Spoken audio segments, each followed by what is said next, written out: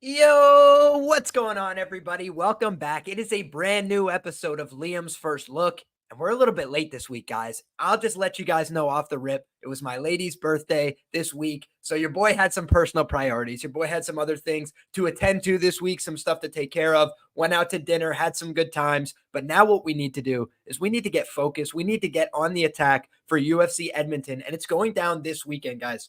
If you haven't seen before, if you haven't checked me out on Twitter at Liam Picks Fights, I tweeted out earlier this week, I should have a good set of reads on the fighters on this card based on my previous results, Lord willing, right? Like if you look back, this has been one of my most profitable slates of fighters in terms of pre-fight bets, that I can remember, right? I'll show you guys the betmma.tips that we're working with for this week. So always I track my stuff third party, guys. And I've been on a little bit of a tough run, right? I'll always call it the way it is. I'll never bullshit you guys. It has not been my last couple of weeks, right? I haven't been having great events, but Lord willing, with these kind of results, right? If you look down here, 81 units of risk, 63 units of profit, 78% return on investment betting money lines on this fight card.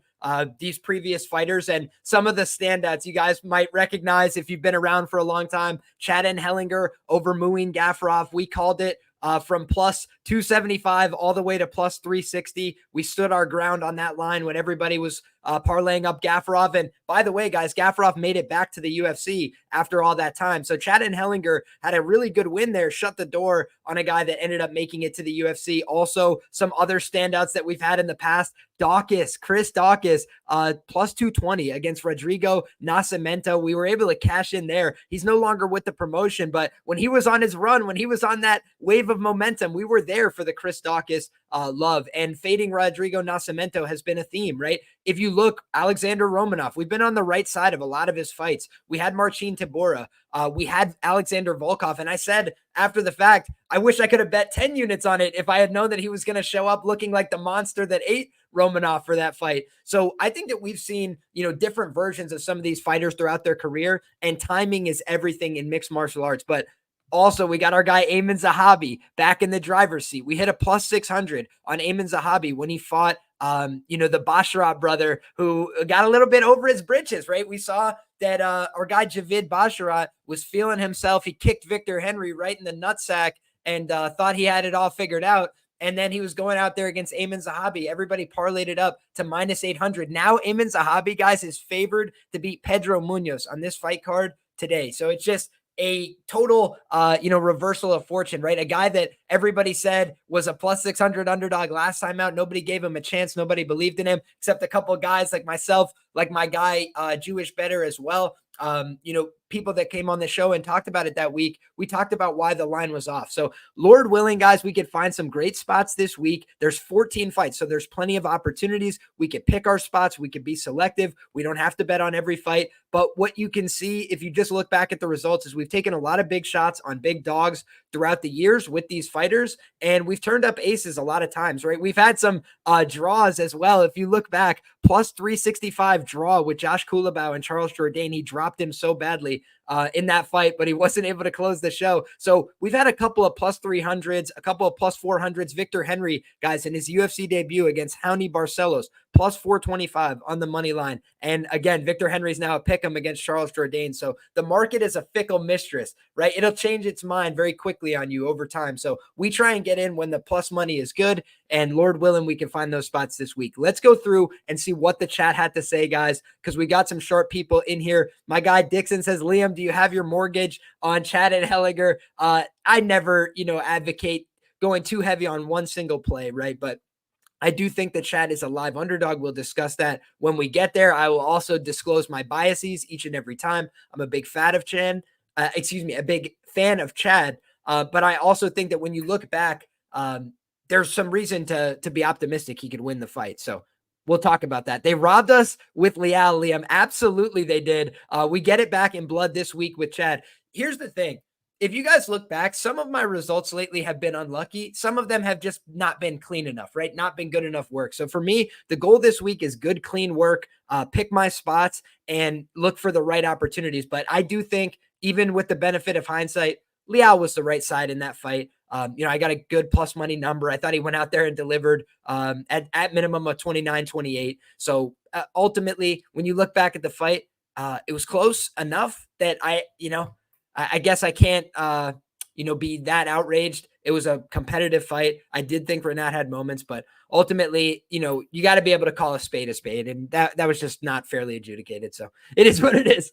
But what we'll do this week, guys, is we are going to kick it off with the first fight of the night. We're going to talk about this main event of the evening, and let's go ahead and take a look. We got Brandon Moreno taking on Amir Albazi, a real way to showcase Canadian MMA. Am I right? I kid the Canadians, but unfortunately, guys, if you know MMA like the back of your hand, then you know that Canada, it's in a little bit of a downtime, right? If you look, there was a time when Rory McDonald was a top welterweight, George St. Pierre, one of the greatest champions in the history of the promotion. But when you look, it just has been tough sledding for the nation lately. So that's why there's not a Canadian headlining this card. The males, especially, have just been on the struggle bus lately. It's been difficult for them to get, wins across the finish line, much less to stack them up, much less to get into the rankings, into the meaningful fights and meaningful conversations. So what we're looking at is kind of a main event without a place, right? If this was going down in the Apex Center, I don't think anybody would bat an eye, right? This feels like an Apex main event to me that has been exported to Canada. But in any case, what we have here, in my opinion, is a competitive and interesting fight. Now, why is it competitive and interesting? I think on paper, you could make a case for Brandon Moreno's a higher level guy, a championship level fighter. What has Amir Albazi really proven? He goes out there, he gets one close decision. He's coming off of 2 major surgeries. He's 5-0 in the UFC. He hasn't had the longevity. But overall, if you look at his body of work with the promotion, right, we start off with a win over Malcolm Gordon via triangle choke. And I did think that in that fight, he showed some solid instincts, right? Which is he hurt the guy, he took him down, and he clubbed and subbed him basically, right? He finished the fight. So, good on him, right? Good work. Then you look at the Zhalgas Zhumagulov fight. Zhalgas couldn't buy a win in the UFC, but a unanimous decision, that's rare to see, right? So our guy Amir Albazi did something right there. Francisco Figueiredo treated him accordingly, right? Took him down, got the first round finish. Can't really ask for much more than that. Then you look at the Alessandro Costa fight, and he gets the knockout in round 3. It was somewhat competitive in the first round. Alessandro Costa, not a bad fighter. But then you look at, what happened, and you say to yourself, man, Alessandro Costa is a guy that does slow down a little bit over the course of the fight, and he wasn't making the best defensive choices down the stretch. So I think that's what cost him there. Then a split decision over Kai Kara-France, and that fight could have went either way. It wasn't a clear, clean win. It wasn't easy by any means. And now you've got a guy who hasn't fought for quite some time. If we look back, Albazi had a neck injury that caused a cancellation to this fight. If you remember, he also had, a neck surgery. He's had a couple of different problems, and those kind of things are just hard to cap, right? Like, what do you expect from Amir Albazi coming back from those things? Now, the rumor mill is that he's looking great in the training room. He's feeling great. He's performing well, but your teammates, what are your teammates going to say? He sucks, that, he used to be good and now he can't do shit. Like, I feel like it's hard to gauge something until we see it in the cage, right? You have to have a little bit of that feel. So if I was to bet on this fight, I'd probably prefer to see some live minutes and see how these guys are moving. Because on the other side, I will just disclose, I don't think Brandon Moreno has anything to hang his head about against Brandon Royval. If you look back at that fight, I do think, it could have went either way, right? I think that they probably got it right in terms of the decision, but could have went either way. The guy's coming off 2 split decision losses to 2 championship level fighters. So I think that you look at a guy like Brandon Moreno and you don't want to write him off too early. He's still a young guy. He's actually the younger guy in this matchup. I'm 99% sure. Let's just double check that. Yeah, he's the younger guy in this matchup, not by a significant degree, right? These guys are about at age parity. The difference, I think, between them is definitely way more fight miles on Brandon Moreno, right? He's over 30 professional fights. Meanwhile, less than 20 professional fights for the Amir Albazi side. You look at Brandon Moreno, and he's going to have some size as well on paper. But then you look at them actually facing off in Edmonton, and unless my guy Amir Albazi is wearing, platform shoes, then I'm not sure. I'm not sure that the height and the measurements are exactly correct, right? I'm going to pull up UFC stats and just see if UFC stats has a different measurement for these two guys, because that would not surprise me if maybe just Tapology has it wrong. Yeah, no, they're listing on UFC stats, and we'll switch over to this tab so you guys can always see what I'm talking about. They've got Brandon Moreno listed at a 70-inch reach, 5'7", and Amir Albazi is listed at 5'5" with a 68-inch reach. So you've got the younger, bigger fighter with more experience, more relevant experience. Like Brandon Moreno should probably be favored based on those things, right? When you look at where I maybe have some hesitations about the Moreno side coming into this matchup, I look back and I say to myself, okay, the trend is not always the answer, but the trend can be your friend. So you at least want to know it. You want to familiarize yourself. And Brandon Moreno is 5-4 as a UFC favorite. Ooh, that's tough sledding, right? Like the guy has actually performed much better when he's an underdog. When people have no expectations of this guy, 5-1 in the UFC for 155% ROI. I mean, he's just printing you cash. But when you look at him in the favorite role, it's been a lot harder for him to come by these wins. Now let's go back and look at why. He was favored to beat Royval, lost a split decision. He was favored to beat Pantoja, lost a split decision. He was favored to beat Figueiredo, won via TKO 3. He was favored to beat Kai Kara France, won via TKO 3. He was favored to beat Davison Figueiredo, lost via unanimous decision. And then he was an underdog when he went to the split draw and when he won by sub against Figueiredo. He beat Royval via injury, -185 favorite. And then if you look back, he lost to Sergio Pettis as a -154 favorite back in August of 2017. So that's essentially ancient history at this point. But you look at, the trend says that this guy, Brandon Moreno, is a little bit harder to trust when he's chalk, right? On the other side, if you look at Amir Albazi, this is a little bit of a newer experience for him, right? He was a slight underdog, +105 on the money line against Zhalga Sumagulov. He's been favored to win all his other UFC fights. Ironically, guys, he was a very close line with Malcolm Gordon, and then he was a close line with Kai Kara France, and that was absolutely appropriate. Air Dog says he was off due to injury. I'm more worried about how Moreno is mentally after stepping away. I agree. If it wasn't for that worry, I would be all over Moreno in this spot. This is probably a no bet for me. I agree. I think I'd need to see a couple minutes here to bet on this fight. I do think that from my fundamentals, it would probably be dog or pass because there's so many things I feel I don't know coming into this one. I do think that you've seen a slight drop off from Brandon Moreno from his peak, right? He's still 30 years of age, but 30 at flyweight with 30 plus professional fights is slightly different than when you're having, these discussions in other weight classes. So I don't know if Brandon Moreno necessarily has the same fire and the same motivation and the same dog, but his cardio is good. His skills are well-rounded. He's pretty difficult to get a beat on. He's not easy to out-wrestle or out-grapple by any means. So all those things make me think that Albazi could bite down on the mouthpiece, grit this out, make it a dogfight, try and win it in a close and competitive one, and maybe just out-dog a guy that doesn't want it as bad anymore.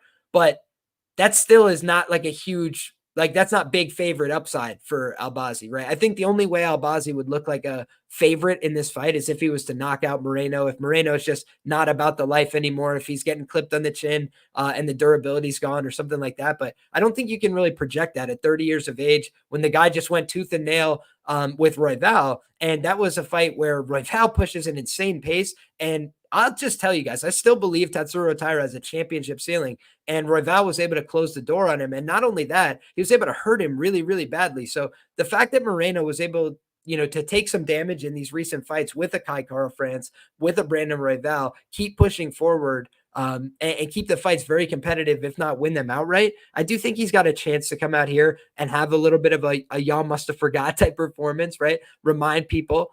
But on the other side, I just see this fight more often than not being very competitive. If it's a very competitive fight, it's hard for me to lay the price. And I think that Albazi is probably going to be, a little in over his head early, but I do think we saw in that Alessandro Costa fight, he was able to figure him out a little bit as the fight wore on. And the other thing I did like is I liked his interview where he talked about yeah, I've been off and I wasn't able to keep up But I was jealous of everybody getting these opportunities, and I studied everybody. I tried to break down everybody's game. I know exactly what they're going to do. All these guys in the top 5. That does sound to me like a guy who's at least a student of the sport, and he's going to try and come to this fight with a game plan, with an idea of how to beat Brandon Moreno specifically. And I think that that's kind of what you need to do, right? Brandon Moreno's not an easy guy to get one over on, right? You don't win a UFC championship on multiple occasions by being a punk, by not being a great fighter. So I think that flyweight fights tend to be very competitive, right? And I'm just looking at the on paper matchup here, and I would favor Moreno. I just wouldn't be rushing to the price. Like I feel like the price is probably appropriate here. Shout out to everybody in the chat. I'm going to go back and circle back with the chat here, because my guy Cody MMA, one of the sharpest guys in the YouTube space, make sure you guys are showing some love to Cody. We will definitely have him on the show sometime. He says Albazi has been gone twice as long. That's true. And he says he has less experience, let alone at this level. That's an absolute fact. He can't afford the time off like Moreno can. Fair enough. Brandon has been off for a normal amount of time, for real, 8 months since he fought. Yeah, for me, the problem isn't as much the time off. It's the mindset, the reason why. He was like, I don't want to fight as much. Like, I want to tune it back a little bit. And maybe that's just for career longevity, right? He's saying to himself, you know what? I can't fight at this pace, these wars all the time, every year. Let me set myself back to a 1 or 2 fight a year schedule. Let me keep myself a little bit less busy, but have more meaningful fights. I think that would be wise, right? A lot of older fighters start to take that track. But I do think that it was just the way he was talking about it, where you know that the guy's been to the mountaintop twice, right? He's been a champion. There isn't really much left for him to do, especially with Pantoja at the top. I mean, I guess he could try and get back to another opportunity there, but it seems like that would be a little difficult to come by. He's kind of in that Max Holloway position of waiting for the champion to fall off, so that way he can, step back in and start getting those matches again. And I think for a guy like Amir Albazi, the motivation is the clock's ticking, right? He's 31 years of age. This is his biggest fight, his biggest opportunity of his life. That's the other one thing I'll note from just a mentality standpoint, right? This is not the biggest fight of Brandon Moreno's life. It's just not, right? Like, it's like the 12th biggest fight of his career. And for Amir Albazi, this is the biggest fight of his life. Like, he needs this win, like he needs oxygen to be a champion, right? If he just wants to knock around the division and hang on and be around, then, whatever, right? You lose to the former champ. You get that experience, no problem. But for him at 31 years of age with his current skill set, if he wants to go out there and press himself into a title shot, get that advantage, this is the kind of moment, the kind of opportunity that he needs. One thing I want to refer to, guys, is if you haven't seen, I posted up my navigation document for everybody this week, just in case you want to take a look at it. Hopefully the information will be helpful for you. It's on my community page. So you guys can just click to that and you can see the information that I'm pulling up on screen. So if you ever want to refer to the documents that I'm looking at, I post this stuff every week for channel members. This week, I just posted everything for everybody in the YouTube community. God bless. I appreciate the support from everybody. I've been on a little bit of a tough run, so I'm spreading love. I'm spreading some free information, and hopefully it's beneficial for everybody, right? So when you look at the social media A-side report, right? I put this together, a little bit before the show, and you look at a guy like, first of all, I want to note something that's kind of interesting. Isn't it weird that all the people at the top of this card have 2.2, 2.3, 2.2 million? That's just funny coincidence. But in any case, Brandon Moreno, 2.2 million. I mean, this guy is an absolute superstar. The UFC kept putting him in title fights because he's a well-known guy. He's a Mexican fighter. They're trying to push that market. They're trying to do the PI in Mexico. And I think that Brandon Moreno is a great representative for the company. What does he do? Go out there, put on hard fights. He's never a problem from a PR social media standpoint. The guy goes out there and does his job, does it with a smile on his face, easy to work with from everything it seems like. I mean, there's just nothing really to dislike about the guy, right? Brandon Moreno seems like a very likable, personable guy. The other thing I want to note is that I think he had brought in Serhiy Sidey into his corner at one point for some of these fights. And frankly, I don't love that. For every fighter, it's different, right? I don't think Serhiy Sidey is a bad coach. I think he's a very smart mind for fighting. But I felt like Brandon Moreno had a lot of stuff dialed in and, had a lot of things working for him. And then he was working with James Krause and he's working with all these different guys. And I just didn't know how much I love that, from a consistency standpoint, when you're working with all these different coaches, a lot of them have different systems. And I just didn't know that we saw the same kind of simplicity in his performances. There was a lot of simplicity that led to a lot of success for Brandon Moreno throughout his career. And I think he started to get a little bit too technical for his own good. I think he would benefit from doing a little bit more of the Royval spam the A button, right? Just keep touching people and you're going to do damage. You're going to make people second guess themselves. You're going to leverage that cardio and that pace. I just think that for a little bit, when he was on that title run and a little bit after, he was starting to do a little bit of that, like rolling boxing and like joking around out there and not throwing enough. And for me, I just feel like this is the kind of fight where, if Brandon Moreno wants to show he's still that guy, he's still the same dog, he's still the same guy who should be fighting for the title. This is the kind of guy who needs to go out there and just gas pedal, right? Go out there and put a pace on him that he cannot sustain. I think that we've seen that Amir Albazi, when he's fresh, he's a different fighter than when he starts to feel that wear a little bit. He still dogged it out against Kai Kara-France. You take your hat off to him, right? Steve Ursa got flattened in the first round. So we know that Kai Kara-France has a lot of power. And I do think that Amir Albazi is not, some slouch, right? I thought that people were sleeping on him a little bit when he was coming into that Kai Kara-France fight. And I think now people know that he's of the ilk, but maybe he still has some work to do. And I do think when you've got these major surgeries on one side, when you've got, one guy whose motivation could be a little bit of a concern, for me, seeing 5 minutes of this fight and then dealing with whatever the price is there and deciding if it's a good way to enter, that's probably the way I'll look at this.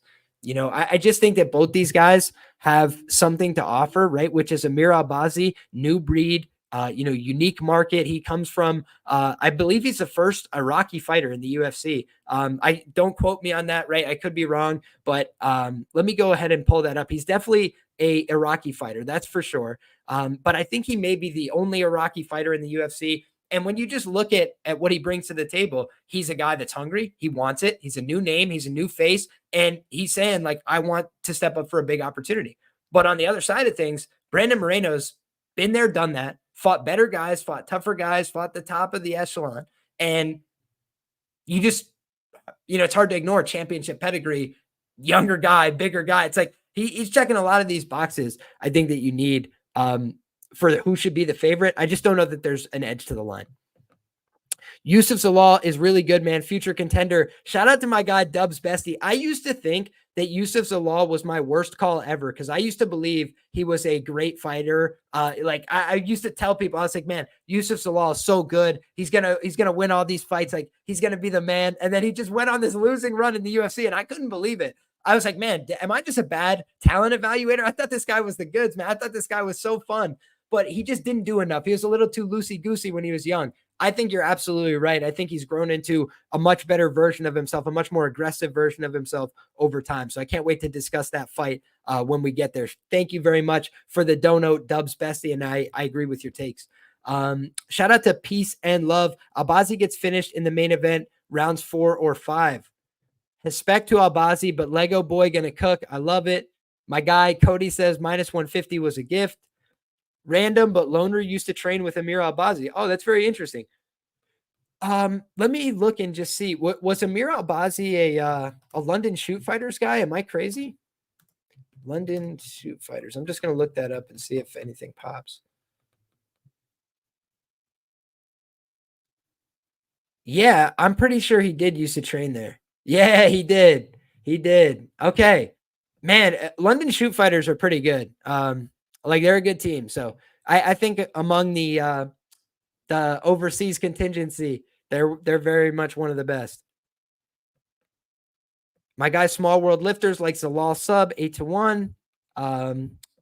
Muhammad says, sup, Liam. What's up, Muhammad? How are you, brother? Cody says, JK, I'd set my built diff mentality to the side because Moreno's too chill. Love it. Awesome. All right, guys, great stuff.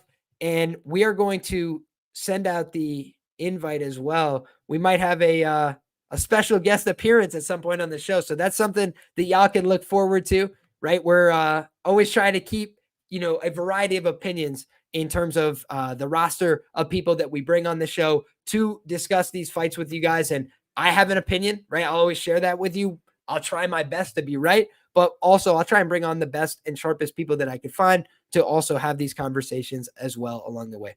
So here we go, guys. Let's go to the next fight on the card. Ultimately, guys, I guess my lean is towards Brandon Moreno. But I don't feel the conviction to go lay chalk on this fight. Next up, we've got Rose Namajunas taking on Erin Blanchfield. And guys, I am a big Erin Blanchfield fan. You guys know this. If you've been watching for a long time, you know that I'm a huge fan of Erin Blanchfield's work.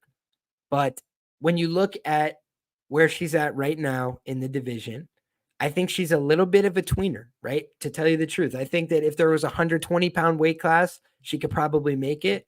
I think that when you look at Rose Namajunas, maybe the same thing is true of Rose, right? If you look at Rose, she used to fight at 115. She didn't want to cut the weight anymore. She moved up to 125. And I think both of these women, are probably on the smaller end of the women's flyweight division, right? You've seen how both of them matched up physically with Manon Fiorot, and Manon Fiorot is much stronger than both of them, right? And I think Manon Fiorot is a physical freak. I think she would probably throw Valentina Shevchenko on her head too, based on what we've seen. So you guys can clip that and, make me look foolish if I'm wrong. But I've said it before about Valentina Shevchenko, and then she got taken down by Talia Santos like 3 or 4 times. So I think that when you look at where Blanchfield is very, very good, it's on the mat. She is just a brilliant jiu-jitsu girl. She was out there as a purple belt, submitting black belts, when she was young, and she's very high level on the mat. I've told you guys before, if you've listened to the show, I really respect her instructor, Karol Provic. If you guys look up Silver Fox BJJ, everything that you want to learn about a guillotine, you can learn from Karol Provic. The guy is a real student of the sport. Very, very good techniques, works with Serhiy Sidey and the crew, worked with George St. Pierre and them, just a very high level black belt. And I think that everybody can learn something from his instructional. So just there's your homework for the day. If you want to educate yourself a little bit on the guillotine, I study it and implement it in my grappling as frequently as I can. And I think that for MMA as well, his principles are the most important. He says, the worst thing you could do in a guillotine is end up in a worse position than you started, right? He always stresses trying to use the guillotine to sweep, leverage, get on top. And I think that that's very important. But in any case, back to the specific matchup.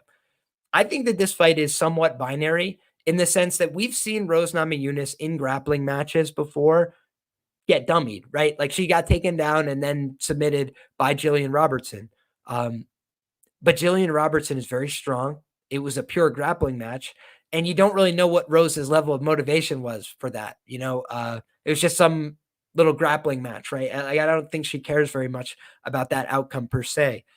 You look at this fight, it could be very meaningful for her, right? A win here could propel her to a title fight, to a number 1 contender fight. This is a huge fight for her career. And when you look, Rose doesn't really have that much time left to go. And she acknowledged that in her interviews this week. She said, listen, I'm not getting any younger, right? So I need to have a couple of these big, meaningful fights. And I truly believe Erin Blanchfield is a future UFC champion. I will stand by that comment. I believe that she is a future UFC champion, but I just don't know if she's there yet, right? I think last fight was a little bit of a reality check. I truly believe that if they had booked her against Shevchenko, when Shevchenko went out there and lost to Alexa Grasso, I think she would have lost to Erin Blanchfield that same night, right? I believe that. In my heart, I'll never change my mind.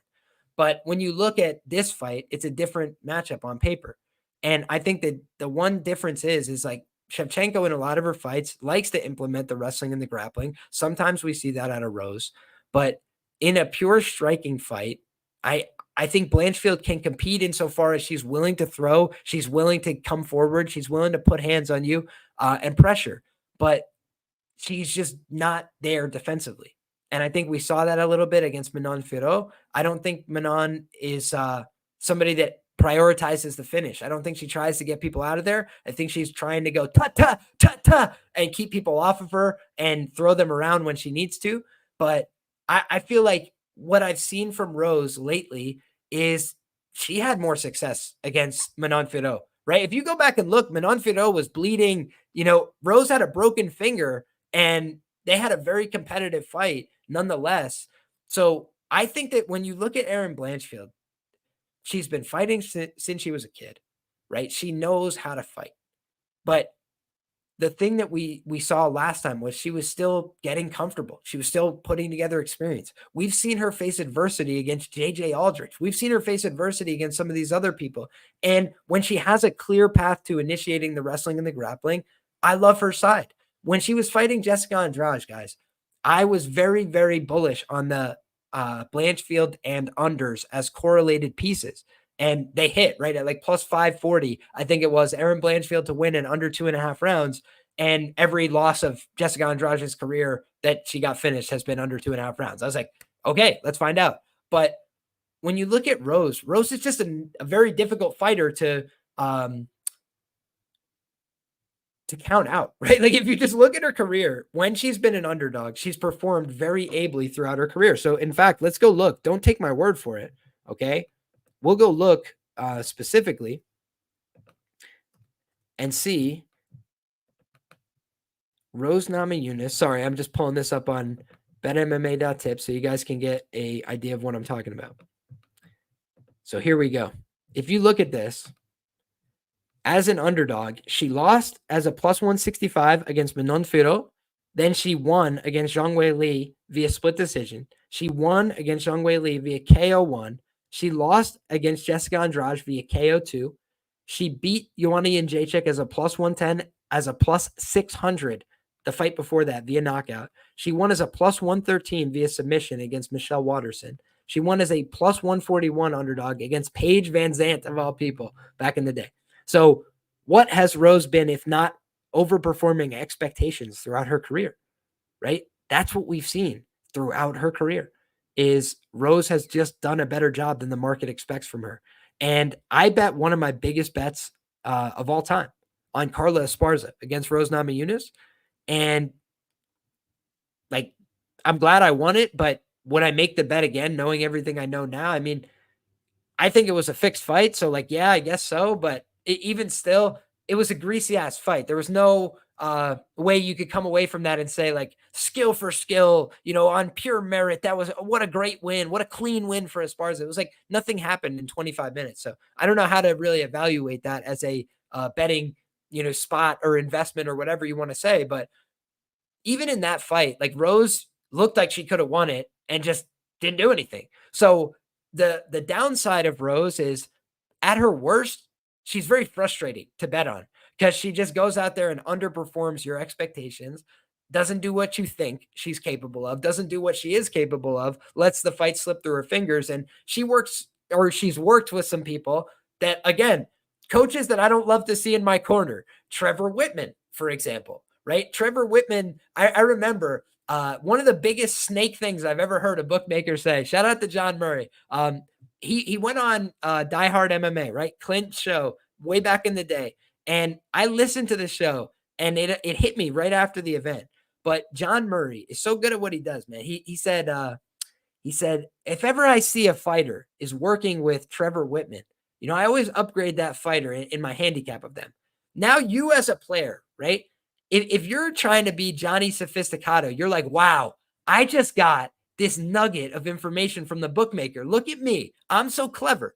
He thought that he was on here to just talk about the fights or whatever. But now I just took note of the fact that he said that he upgrades a fighter when they're working with Trevor Whitman. So now I could do the same thing myself and upgrade a fighter who's working with Trevor Whitman. Guess what Trevor Whitman fighters did the night of that event? 0 wins, 0-3, big goose egg. So he planted this subtle seed of deception, right? He didn't say like, go bet on all these other fighters, right? He didn't make it too obvious. He just planted the seed so you feel like you're smart. So you feel like you got some nugget of information. I'm telling you, there's nobody better on earth at spinning a web than these bookmakers. But in any case, I view this as a fight where if this fight goes the distance, then probably something went wrong for Erin Blanchfield along the way, right? Like I think she can absolutely submit Rose Namajunas. There's no doubt in my mind. I've said before on this show, if you believe somebody can, submit somebody else. So I hear what you're saying. Peace and love.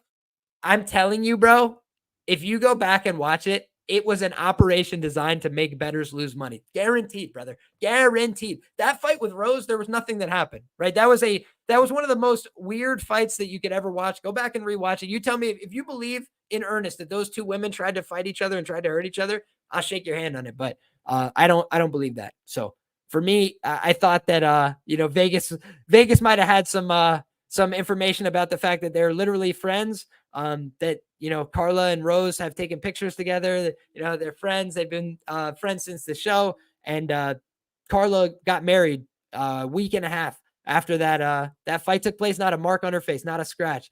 Good thing though, she had that championship belt to throw over her shoulder. Great photo opportunity. For me, that fight is as fugazi as it gets in all of mixed martial arts. So yeah, but for whatever it's worth, when the bookmakers glaze in Trevor Whitman before his fighters go and barbecue, right? Just nothing doing for the whole night. Yeah, I will take note of that. Maybe he just had some bad luck there, but I actually give him more credit than that. I think he's a really smart, sophisticated guy, and I think he's a snake. But hey, he's got a good job, and God bless him for it, man.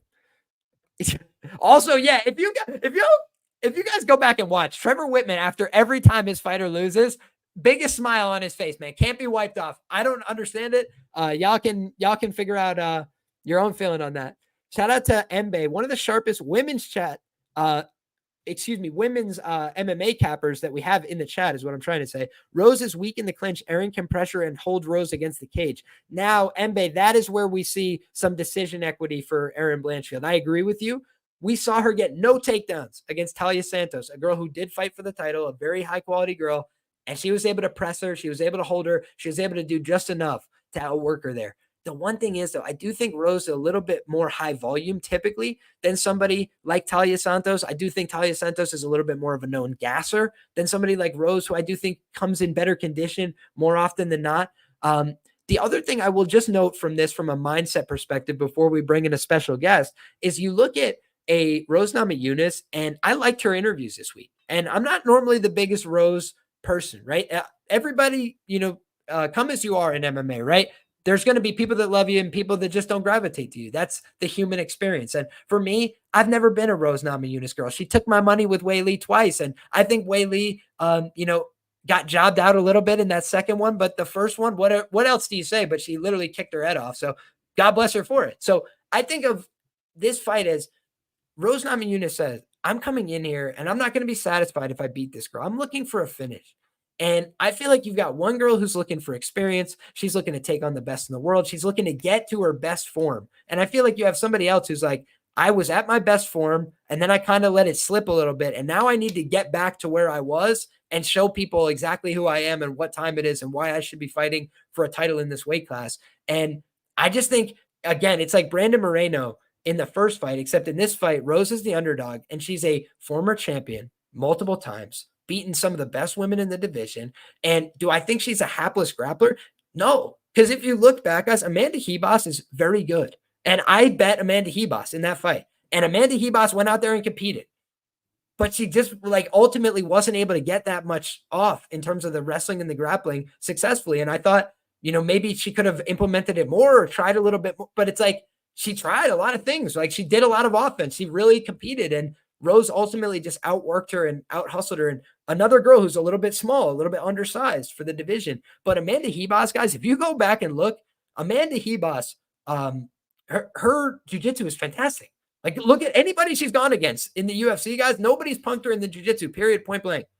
Go find me an example. So it's like, and she's fought some of the best jiu-jitsu girls in the division. So I truly believe Rose is not a punk on the mat. And MMA is different than grappling. If this is a jiu-jitsu match, give me Erin Blanchfield 10 ways to Sunday. I think she subs her more often than not in a pure jiu-jitsu match.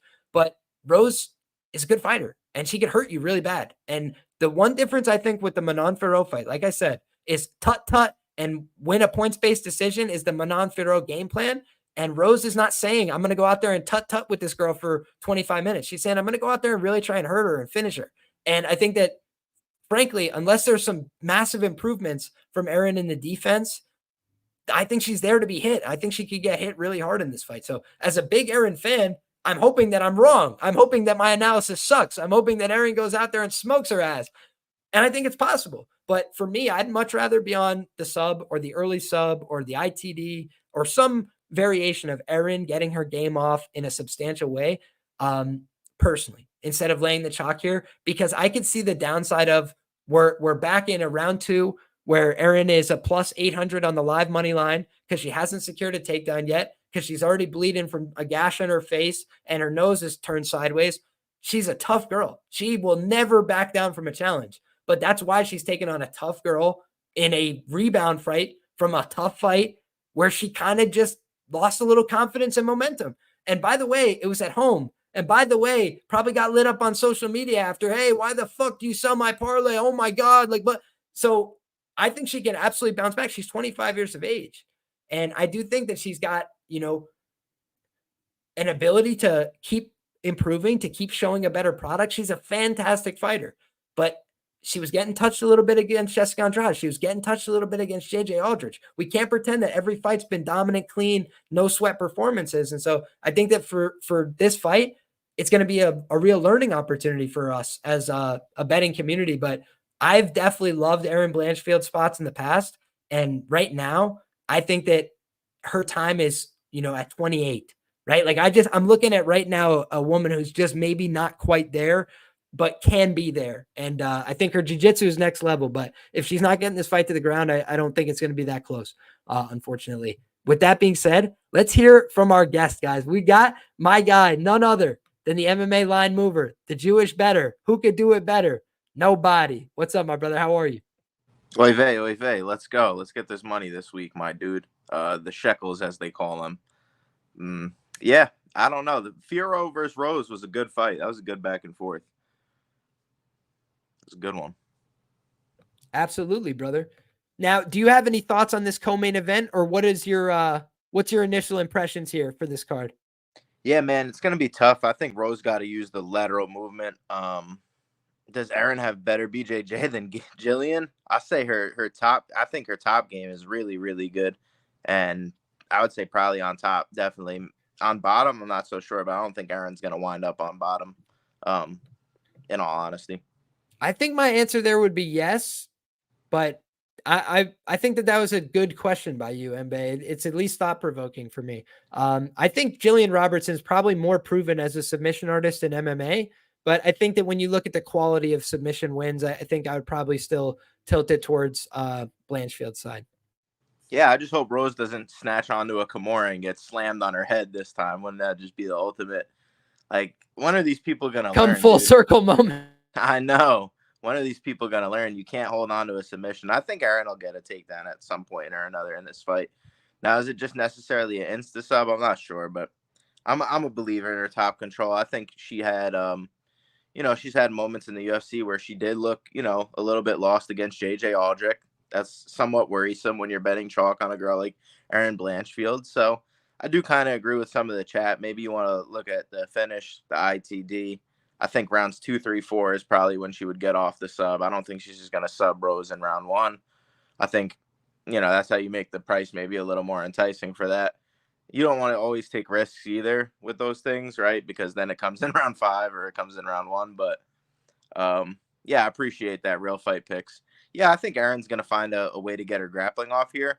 I think Rose is going to have to use the lateral movement to avoid that. And as she's punching, I think Erin's going to be able to eat the shots. How does Erin get into range, on Rose? That's the question for me. And honestly, after film, I just don't really have a clear-cut answer. I think she could eat punches to get into range, but is that really like an optimal strategy to bet somebody at chalk? I don't know. And then, I think her wrestling isn't as bad as people are like making it out to be, but I don't think it's that good. It's always been like somewhat of a problem with her. But Rose doesn't have the best takedown defense either. She's fought high-level competition, but somewhat near 50% takedown defense. I don't like that. She's been put on her back before, and I do think Erin does have good top control. So once she did get Andrade down, it was basically an insta sub. So am I counting that out in this spot? Absolutely not. I think she's super high level black belt, but it's not going to get my money at chalk, and I just see too much nonsense week after week with these finish props for me to feel confident that it's just going to be a clean Erin sub. Especially if I'm not sure she's even going to be able to get in range to get her down. And yeah, that's it, man. I like semi-agree with the chat that if you're going to bet Erin, it's probably going to be a sub. And I'm not going to be betting on this fight, I don't think, personally, because I just think on the feet, Rose is going to have a little bit more technique. She's going to have the cleaner striking. She's going to have the footwork advantage. My problem with betting Rose is just like the mental state. Like, what's Rose is going to show up? And that's the same thing every single fight, because if she just gives up the second the takedown happens, right? Like, I never know where her head's at. Maybe I'm a little bit overrating it or putting that into my handicap too much, but it's going to be a stay away spot for me, I think, in the end. And yeah, if Erin gets her grappling off, she should be the favorite. And if Rose avoids the grappling, I think she should be the favorite. So, yeah, that's where I'm at. Oh yeah, brother. We largely see this one the same way. Shout out to Cody in the chat, says in grappling matches, footwork doesn't come into play like MMA if there's a guard puller. But I'll tell you, my brother, I like to use footwork in grappling matches, my own grappling matches strategically. Try and like push people towards a boundary, because then you know where they are going to go, right? Just like in MMA, you know, if there's an artificial boundary of some kind, like, hey, we're going to fall off this stage if you keep backing up, then it means you got to come forward, and that creates opportunity. So for me, I love to see somebody clever enough to use their footwork in any kind of, combat sports discipline. But in any case, I agree with you wholeheartedly, right? It's a different game to grapple than it is to fight, because the damage is different. The risk taking is different. One thing that I wanted to say is, where is it? I'm missing this comment now. Sorry, guys. Give me 1 second. Here we go. There it is. Valen says, any idea why Erin barely shot against Manon? I'll give you my answer. I think that she knew she couldn't take her down, right? Like, I think she got a hold of her and said, holy shit, this girl is so strong. I can't do anything to her physically. The first round, she had the one, guillotine opportunity. Yo, go back and watch. Be your own judge. Maybe she hit her with that little 3 quick taps, and then let's see if the ref notices. But in any case, it was a weird exchange. She like rolls through and it's like grabbing a hold of her, probably just a little bit shaky. And then as soon as that was over, Erin looked like a 0% of the rest of the way. So when you look at it, Erin had a big moment. She had a chance. She still fought her ass off. She still fought her heart out, didn't quit on herself in front of her local fans, but she just got exposed, right? And not in the sense that she's not a good fighter, right? It wasn't a fraud check. She sucks. It's like, okay, she's not there yet, right? And Manon Fiorot, big, strong, physical woman, grown into her prime and then some, right? It's like this woman's here right now. It's either shit or get off the pot. And meanwhile, Erin Blanchfield has nothing but time. And so fighters like that, they can lose. They can afford to lose and come back and get wins later. And Rose, I just don't know if she has that same opportunity. Shout out to Just Win in the chat, says Erin can TKO Rose, just one man's opinion. I mean, absolutely agreed. I actually led my breakdown basically with, if you think somebody can win via submission, they can win via TKO. I mean, I don't know that she could do it on the feet at a high rate, though she does have a head kick knockout on her record. Nobody gives her much credit for that. I think that's still impressive, but I don't think it's super replicable. I think she'd need some things to go right for that. But ultimately, fun fight. I'm excited to see this one play out. I'm rooting for Erin Blanchfield. Y'all know that. New York, stand up. But I just don't think this one's going to be easy pickings, right? Jessica Andrade, I've tried to tell everybody from the rooftops. I was like, Erin's going to win this fight. I was like, whether she starts hot or not, like, I just think as soon as she gets her to the ground, we know that Jessica Andrade will see the door. And I just don't feel the same way about Rose. One thing I want to note for you guys that don't listen to the interviews, y'all can take or leave it, right? Like, I'm not telling you guys what to believe. Sometimes fighters go in interviews and say shit that just doesn't add up, right? But if you listen to what Rose said and not just like do your own mental math, she said, I'm going to hurt her and I'm going to jump on her back and submit her. That's what she said she's going to do in this fight. So if you look at Rose Namajunas, obviously people would think that her most likely path would be a decision plus 195 best available. Her second most likely path would be a knockout plus 700 best available. It's 17-1 for Rose Namajunas to win via submission. And that's what she's saying her goal is, for whatever that's worth to you. So if you believe in Rose Namajunas, if you think she's going to hurt her, I would advise you to take the ITD or to take the submission prop potentially as well, because I will just note, we have definitely seen that her interview this week was very direct. She said she wants the finish, and then she talked about, I'm going to hurt this girl. I'm going to make her make bad decisions. I'm going to, find an opportunity. I'm going to hurt her. I'm going to take her back, and I'm going to finish. And if you look back, she's done it in this price range before. I think it was Michelle Waterson, literally head kick, dropped her, followed her to the ground, never let her off the hook, squeezed the blood out of her face. So I think that Erin Blanchfield, submission for submission, jiu-jitsu match, wins 9 out of 10 times.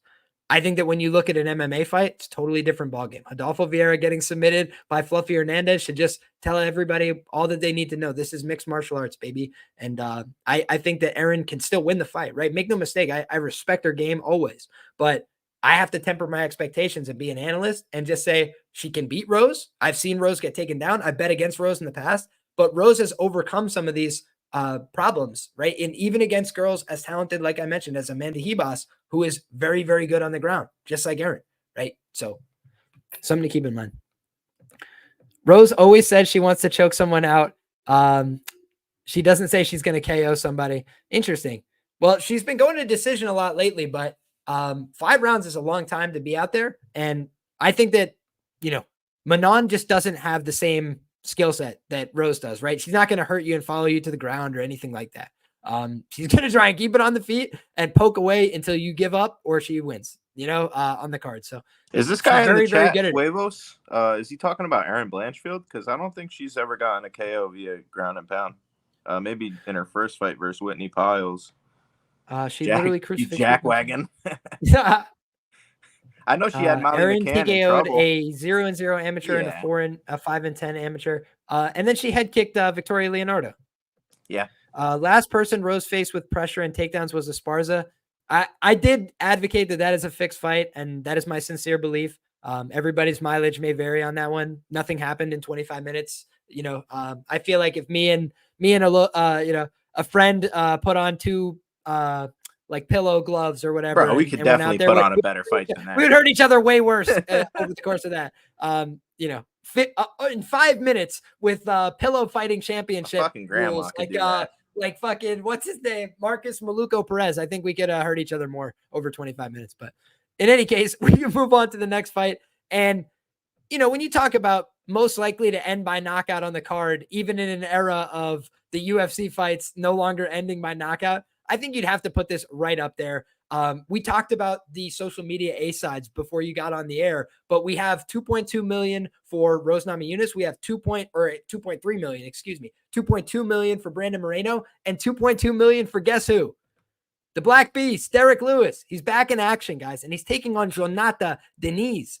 And when you look back, she ended up not TKOing Molly, didn't she? Didn't she submit Molly with the Kimura? I had the KO after she brutally beat her, though. That could have been stopped too, Huevo. Really, so don't feel bad. But in any case, right, looking at this fight, you've got the Black Beast, Derrick Lewis. He's 39 years of age. I'd say his performances are a little bit hit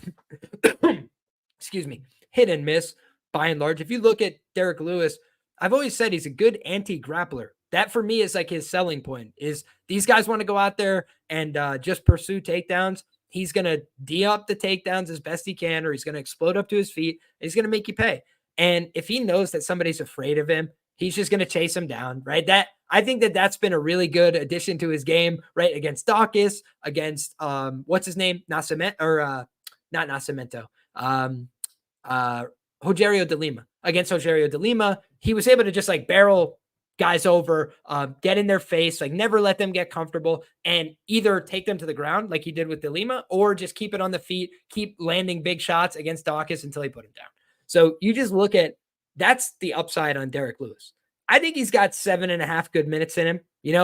He's been showing up in a little bit better shape for some of these fights. And I'll tell you, when he showed up against Marcus Rogerio de Lima, I bet the -115 or maybe -113, a great price.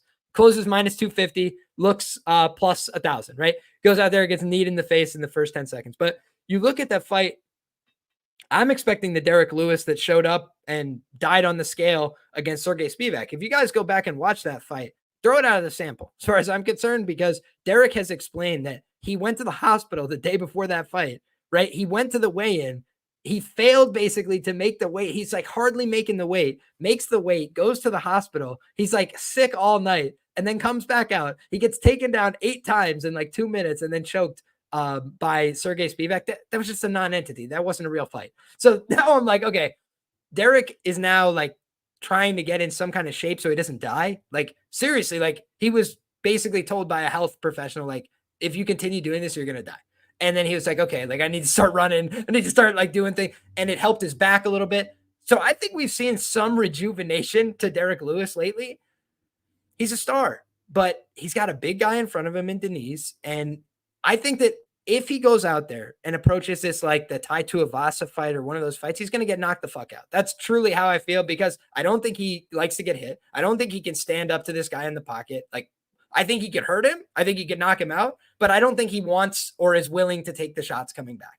And frankly, against Tai Tuivasa, I bet 5 units on Tai Tuivasa at plus money, because I was like, what are you, crazy? Like, he's just going to go out there and swing. Like, somebody's going to die, and it's going to look like a really silly result if you lay the minus 200 on Lewis.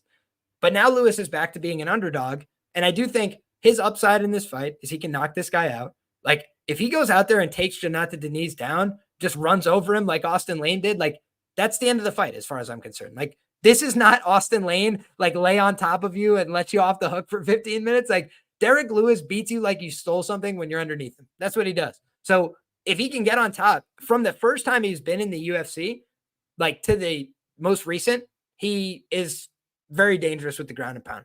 But in terms of the actual stand-up striking, he's been getting knocked the fuck out by strikers since Sean Jourdain. Like, you go back and look, like, guys, athletic strikers have definitely like had their way with Derrick Lewis throughout his career. And you look at some of these fights, they're non-entities, right? Like the Ciryl Gane fight, he offered no resistance. And those are the kind of fights that make it hard to bet on somebody moving forward. Again, the lack of consistency. Derrick is talking about like calling out Daniel Cormier and these guys. And honestly, I don't really understand because if y'all watch that fight, like that's not a rematch he wants back, to tell you the truth. But even Fat DC right now, come off the commentary booth, I think he'd beat his ass. So yeah, it just seems like weird energy from Derrick Lewis this week. And Jhonata Diniz looking for his 9th win in professional MMA, but if he knocks out Derrick Lewis, it'd just be another knockout on his record, man. Like the guy has knocked out many people. He's fought a lot of people in kickboxing.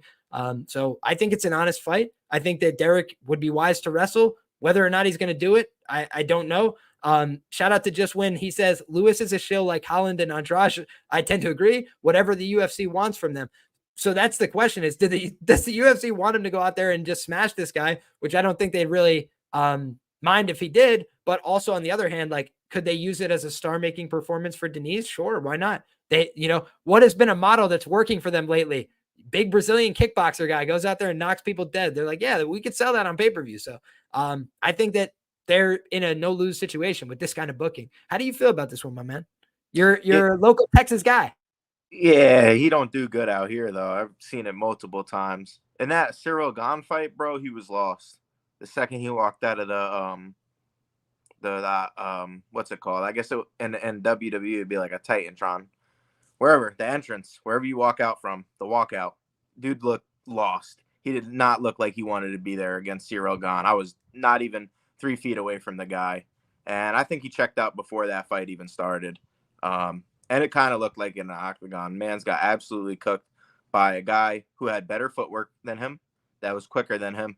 Would you say Jhonata Diniz, he's not a Ciryl Gane, but he's a good striker. He could stay on the outside. He could stay away from the big bombs and kind of pick a similar game plan with the kicks. Derrick Lewis did not like the body kicks in that fight whatsoever. Like, they were picking him apart every single time. And it was just, foregone conclusion that he was eventually going to finish him. He was just taking his time and picking him apart. And Diniz, I think, should probably utilize that weapon. Zap at the energy of Derrick Lewis, and that's going to help him there. In the Tai Tuivasa fight, that was another one where Derrick Lewis was having success early on with the wrestling, and he didn't finish Tai Tuivasa. So I understand his ground and pound is definitely vicious, but I think Diniz, he could possibly get back up. We've seen him get up from Carl Williams. We've seen him, not get finished before. So it's possible that Derrick Lewis grounds and pound him, but it's also possible that he legit gasses out trying to wrestle this guy. And I don't know if he's going to get super easy takedowns against Diniz, but if he does, it could be a later knockout for Diniz. I think eventually he's going to find the button on Lewis. pick him apart with the body shots early, avoid the big bomb, and I think this is his fight to win. I think he's the more skilled stand-up fighter, and yeah, that's where I'm at. I'm going with Diniz to win this fight via round 2 or 3 knockout. Because I think Lewis has, like you said, 7 minutes cardio. I think Diniz, if he's smart and patient, probably picks him apart like after that mark. So anywhere from the end of round 2 to round 3 is when I think Diniz finally gets him. I love it, man. We largely see this one the same way. Like, I think if you like the Lewis side, it's probably correlated with Lewis on the under 1.5. You know, I don't think he's like exclusively resigned to that. We've seen him win ugly nothing burger decisions against Ngannou, right? Like anything could happen in a heavyweight MMA fight. If you want to just take the plus money, if it's the same as his KO prop, you take that, right? But I just mean in terms of how I see the fight, I think that's the correlation is earlier the fight ends, probably the more likely that it's Lewis that wins. But I don't think that if it's a round 1 knockout, you could say definitively it's Derrick Lewis. Like he's taking on a good kickboxer who could hurt him, I think, at any point in the fight. And ultimately, I just think it's more likely that Derrick gets hurt or quits later on in the fight. I do think there's like several examples on the record of Derrick just saying like, I'm not about this shit no more. Like, and when you're getting paid as much as Derrick's getting paid, and taking these big opportunities, like you could definitely do the risk calculus and be like, yeah, it's not my night tonight. Come back next time and make the same check again. And I think that in this spot, you know, no lose situation for the promotion. So not a fight I feel tremendously convicted in. I do think somebody's taking the long walk down a short pier, though. Somebody's going to sleep, I believe. All right, guys. Next up, we got Caio Machado taking on Brendson Ribeiro.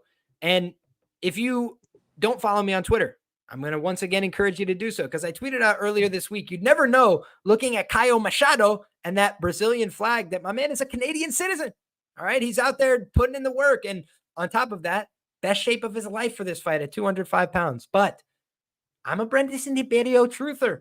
I have been. Okay. I said that he was going to go out there and submit Magomed Gadzhiesulov via first round submission. I said it would be a guillotine. He did everything I said he was going to do except finish the goddamn fight. And after that, he just had nothing left to give. The guy is a first rounder bust type of fighter, but he's going to try and kill you. Right. And he's a dangerous man for about 5 minutes. So if you look at like the differences between these two guys, I think that one guy is explosive, athletic, fast twitch, going to come out and try and knock your head off, going to come out and try and kill you. And he's going to go 50-50 with anybody basically in round 1. Bruno Lopes was a big prospect on Contender Series, guys. I believe Sean Bitter, who's one of the sharpest in terms of like analysts for like who's going to make it to the Contender Series, who's going to be a prospect to watch when they're 3-0 pros. Like this guy is very on the money with these, right? He gets people when they're 2-0 as a pro, and then meanwhile 2 years later they're on the Contender Series, and he's got a write up about him already. So if you've never read his work, go read Sean Bitter. There's not that many people that put out really in-depth, great write-ups in the space, and I think he's one of them. So shout out to him. But in any case, guys, he had written up all about Bruno Lopes. He was the guy. And Brendson Ribeiro, I remember saying on the show, I was like, guys, I know that he's not like great, but he can kill anybody in 5 minutes. Like he's going to come out there and give you a chance. And at plus 400, those are the times you got to take him. So we've been there a couple times, right? And it worked out once. It didn't work out the next time. But we've said Brendson Ribeiro can definitely take out anybody in round 1. You're fooling yourself if you don't think he could take out Caio Machado in round 1. Like, number one, the memeest knockouts that we see more often than not are somebody cutting weight to a new weight class and shit just goes completely sideways. Like Kevin Kroom, didn't he like cut to 135 all of a sudden or something and then just show up looking like a complete shell of himself, couldn't take a punch? Like there's been numerous examples where guys try and make like a big drastic weight cut and they just can't take the same damage anymore. So we know that Ribeiro has a dangerous guillotine choke. And we also know that he's got power to knock people out on the feet. That for me is why you look at unders. Ribeiro plays in the early rounds. Ribeiro, huge, round 1 sub, round 1 knockout, these kind of things. But besides that, like he showed me in the last fight, his heart's not really there. His cardio is not really there. Preparation's not really there. And at plus 125, I will say it's not as appealing, right? Because I do think Caio Machado, if he survives round 1, is probably going to move to a minus 200 favorite live because Brendson Ribeiro is going to be willing to just play off his back and be lazy and fight like shit. So, you could definitely get trapped on the Ribeiro side here by just going like, man, this guy has to be live early. And then he just is live early and falls off a cliff. But the early upside, like I think there's a reason that people want to be on that. Caio Machado, big question marks coming in here. And also, is he any good? Like, I'm not sure. Like, you go back and look, I wasn't sold on him on Contender Series. So yeah, I just think that he's a guy that he's got some of the right things that you want to see, right? Dual demographic.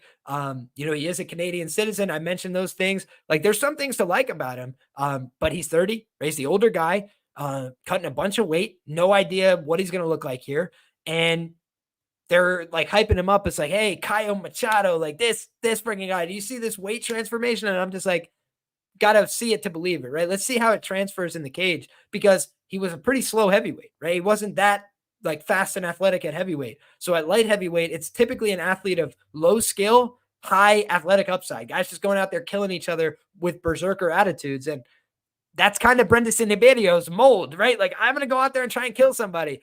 I'm athletic. Like, let's find out. And meanwhile, Caio Machado's like, after this incredible transformation, his body just looks like an average light heavyweight at best. Like, and I don't mean that to be disparaging at all, but like, he just lost like the extra layer of padding that makes you a heavyweight to go fight more athletic guys. So I just don't know if it's a good trade-off for his career. And we'll definitely get some more answers after Saturday.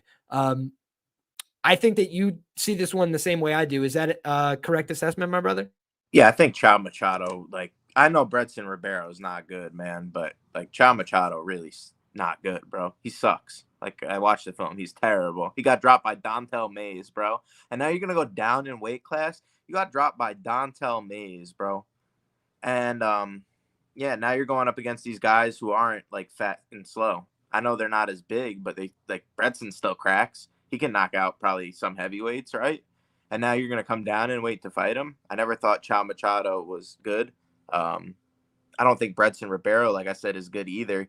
In that last fight, he was a huge underdog there. But Ming Yang Zhang, I called the round 1 knockout Ming Yang, and I called the, I believe as well, round 1 KO for Brendson on Contender Series. So, hey, the dude's just a straight up blast cannon, and I think he has a very good shot to finish this guy in the first 5 minutes. And if he doesn't, I think he has a good shot to get finished himself, even in the first, 2 minutes and 50 seconds of the second round. So you're giving me, plus money on a guy whose fights usually go under. I know Caio Machado, not all his fights have, and maybe people aren't looking at him as a giant finisher, but I just think Brendson Ribeiro is like the definition of a glass cannon.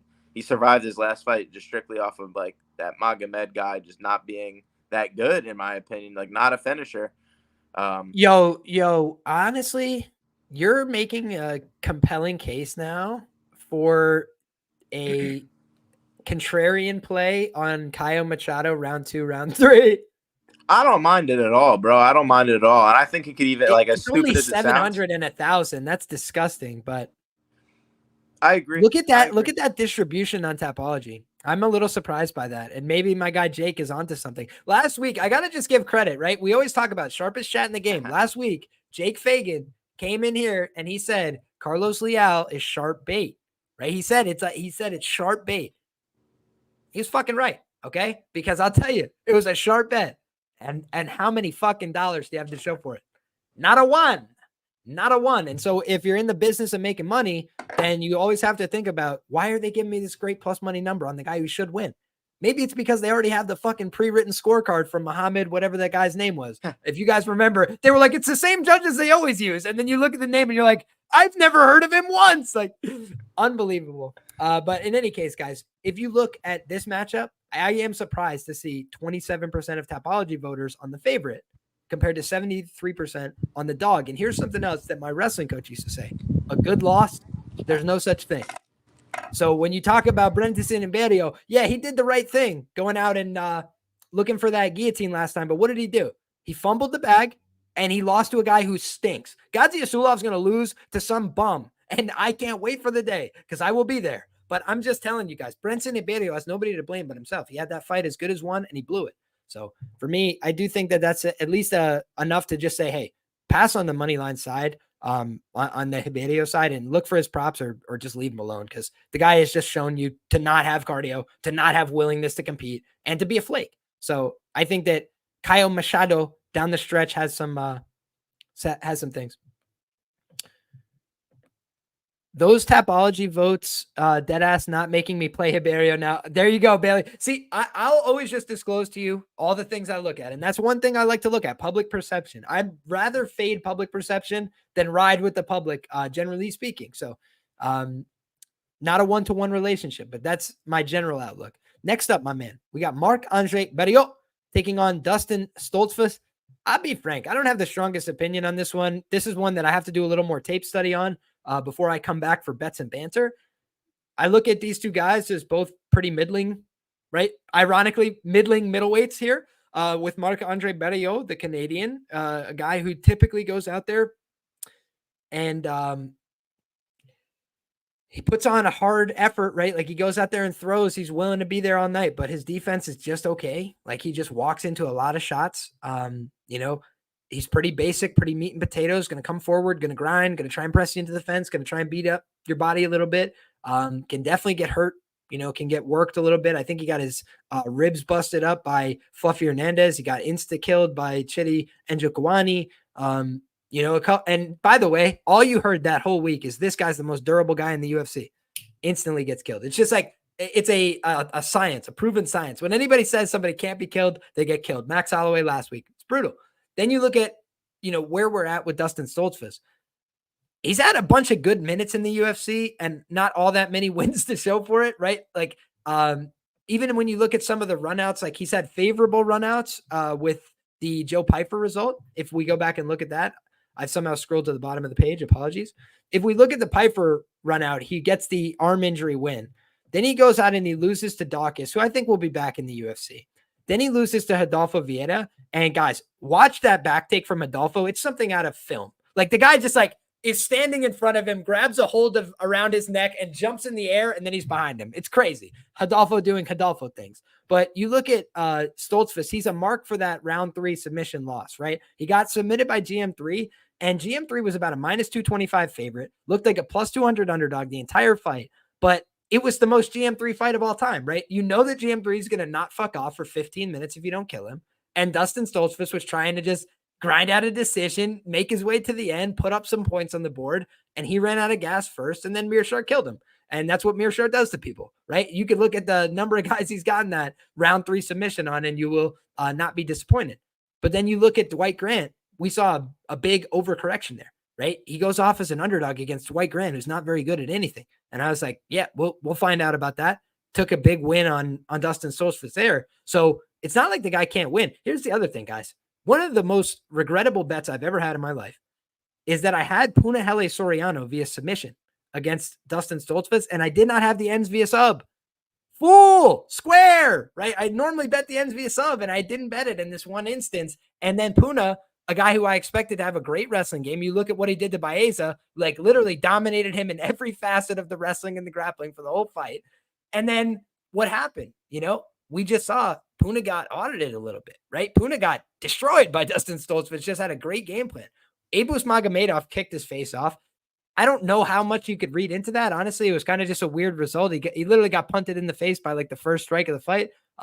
Tried to recover, got hit with some big follow-up shots. Abus is definitely at his best early in the fight. So I think that one you could forgive a little bit. But then he goes out there and he has the slop fest with Bruno Ferreira, and he kind of gassed out in one round in that fight. And he got hurt really bad, but they both just fought at an insane pace. And so now I just say to myself, like, what do I really make of like who's got a huge advantage here? Like, do I think Marc-Andre Barriault has a huge advantage? Not really. Like, I don't think he's a better grappler. Is he a better striker? I suppose so. Is he a better game planner? I don't think so.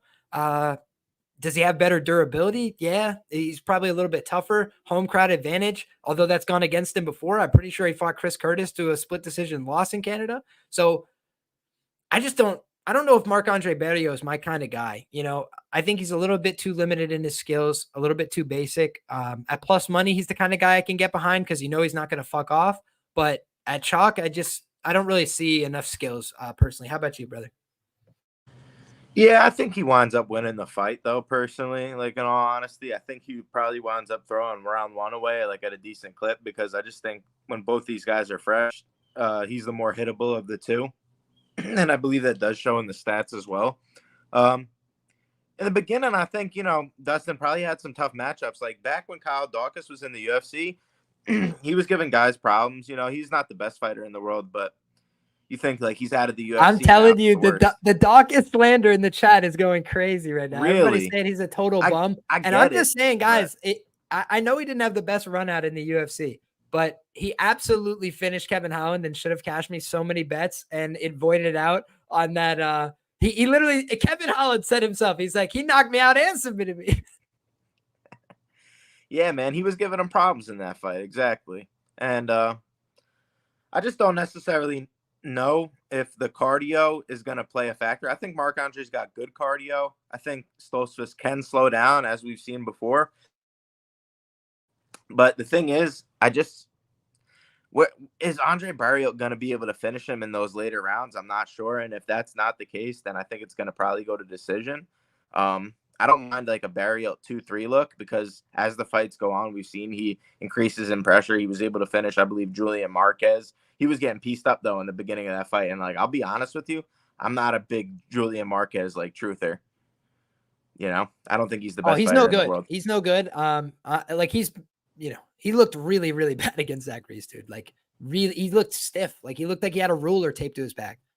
Yep, I agree 100%. So if you want to give that, Stoltzfus problems, remember this guy was losing to the first round to Julian Marquez, and I think he probably throws away the first round here as well. Will he be able to win enough of the second and third? I think I favor him in those rounds. Yes. Not sure if he's going to be able to get a finish there. Have to look at those numbers, but yeah, I'll say he wins the later exchanges in the last half of the fight and winds up winning like a close decision. So when I'm talking about value, I would say that's a dog or pass, right? If that's how I read the fight going, I read Stoltzfus, winning easily probably the first 7 minutes. Not easily, because MMA could cage push. Stoltzfus isn't the best in the world, but knockout loss to Bruno Ferreira. I'm not gonna knock you. That guy could hurt anybody in the beginning of any fight. So yeah, for sure. I mean, he knocked out RoboCop. He's the only guy in the UFC to do that. So pretty impressive win. And the thing I just want to do is quickly, we're going to vindicate the career of Kyle Dawkins very briefly. Brendan Allen, fair loss, right? He's a top 10 guy. Then you look at Dustin Stoltzfus. He gets the win there. Fights Phil Hawes. Phil Hawes has had one of the fastest fall offs, right, from prospect status. But if you go back and look, good wrestler, guy that had real abilities. Roman Dolidze tore his knee apart and then sent him to the land of wind and ghost for the third time in his career. It's everything was over for Phil at that point. But you just look back, he was regarded for a long time as a good prospect. I think he beat Imavov. Let's not forget that Phil Hawes was a serious guy at one point in the division. Then you look at the Kevin Holland fight. Kevin will tell you he knocked me out and submitted me. I know it's a clash of heads. I was just joking around. But if you look back, it's a fight, right? And at the end of the day, how many times would they have not noticed and just let the result be what it is? How many times has somebody fouled somebody egregiously, still got the win, and that's the end of it? Think of Amarim's last fight, right? Demopoulos tells the referee she just cheated, and then they're like, yeah, so what? You just tapped, so it's over. And then you look at the next one, beats Jamie Pickett, loses to Roman Dolidze, top guy, and Eric Anders. That loss to Anders wasn't great, but I bet Anders KO plus 600. I was like, dude, he's coming back off having his face broken in half by Roman Dolidze. This is a tough sell. So ultimately, I just think that Kyle Dawkins had a pretty brutal schedule in the UFC. If you look back, Eric Anders was a main eventer against Lyoto Machida when I was in high school, I think. You look back at Eric Anders, may not be the best UFC guy. He's just been around forever. He's had a ton of experience. And Roman Dolidze is a top 10 guy, top 15 guy in light heavyweight and in middleweight. So it's holy shit. The guy, he lost a couple of fights, but I think ultimately he's a good fighter that just had a bad run out. The fact that he lost the rematch to Eric Anders in grappling is actually crazy too. But it was funny though. It was close back and forth, and I just don't know how serious those grappling. Yeah, I don't think it was all that serious, honestly. But Eric took it seriously. He's fighting Chris Weidman at the end of the year, but he had said he put out a long post about how he doubled down on his training and all this stuff, and he was working with where he's at. The Marquez brothers, I'm pretty sure, or whatever they're. Dude, that makes perfect sense. There you go. He went up to Philly. And Marquez MMA, Like they got a lot of guys, not just the Dawkins bros. But now our Dawkins tangent is officially over, guys. We can go back to where we were. And here we are, guys. Stoltzfus and Barriault. I'll give you guys a final prediction, I guess, which is I'm going to go with Marc-Andre Barriault, but I'm not going to do it very confidently, right? Like I think skill for skill, it's anybody's fight. But the one thing I will say is sometimes losing in MMA is pathological. I've talked about this a million times, and we've seen evidence of the fact that this guy, Dustin Stoltzfus, can win 2 rounds clean and then lose the third and like give it all up and fumble the bag like he did against GM3. I think GM3 is a better finisher, a better fighter than MAB for sure. But just looking at like MAB, he's the wrong kind of guy to fight if you're going to have a bad round 3, if you're going to start to fall off, if you're going to start to question yourself. So in the early going, Stoltzfus is going to be competing here, if not winning minutes. I just think that if you don't have it in you to fight that hard 15 minutes, MAB is the wrong guy. You know, that's the way I see it. Alrighty, folks, let's move along to the next one. I believe that's the last fight on the main card. No, I'm wrong. We've got the main card opener. We got Mike Malott. Like a 6-card, 6-fight main card, no?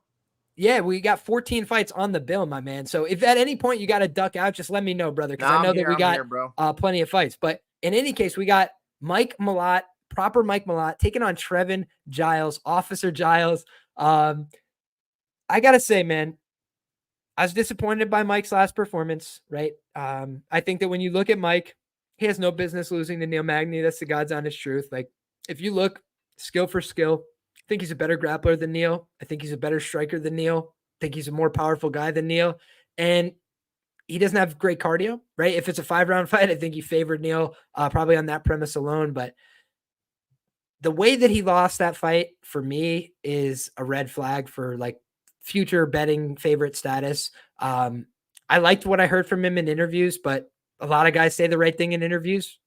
You know, if you look back, he lost that fight and a lot of people said, like, was it just a one-time thing? You know, was it a stunt and, you know, it's never going to happen again?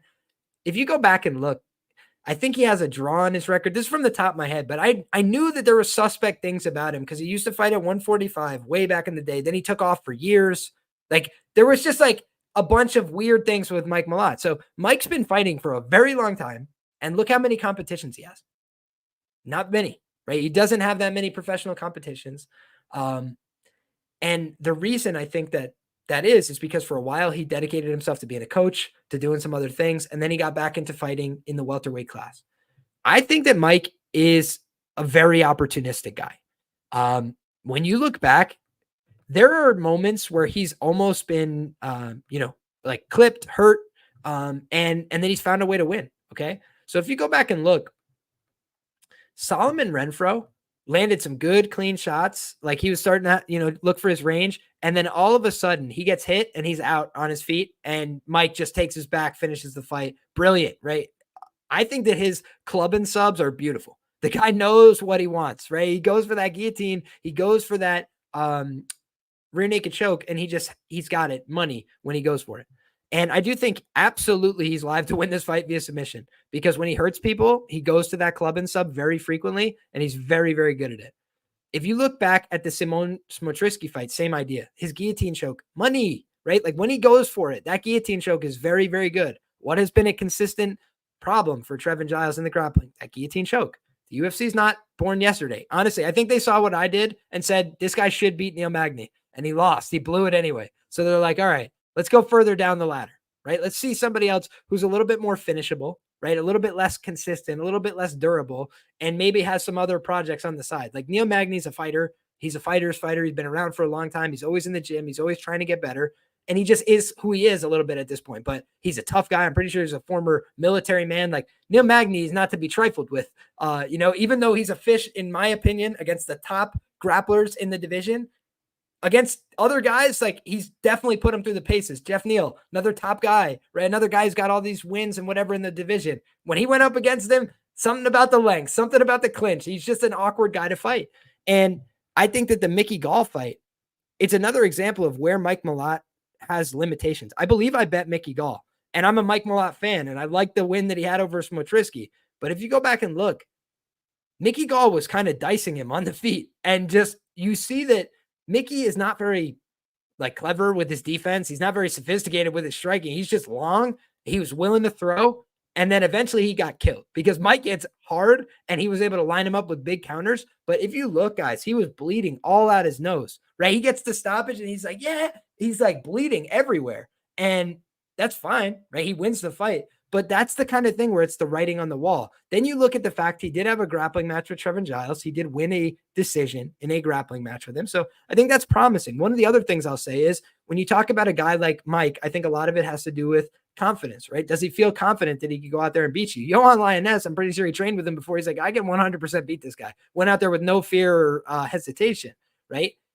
He now has already gone out there and felt Trevin Giles. And he did talk about that in his interview. He's like, listen, a lot of times I'm worried, like, what is this guy going to feel like? Am I going to be able to move him? And he goes, I know he's athletic. I know he's fast. I know he can move. He's like, but I know I can handle him, right? And that is a little bit of a different feeling. So I think that for Mike, the problem is I do think he's a little bit, and I don't mean to belittle somebody with this word. I use it very sparingly, but I do think in some ways he might be a mental midget. Like, I think when you look at the skills on paper, the athleticism, the things that he brings to the table, he has no business losing to Neil Magny. He had no business losing to Hakeem Dawodu back in the day.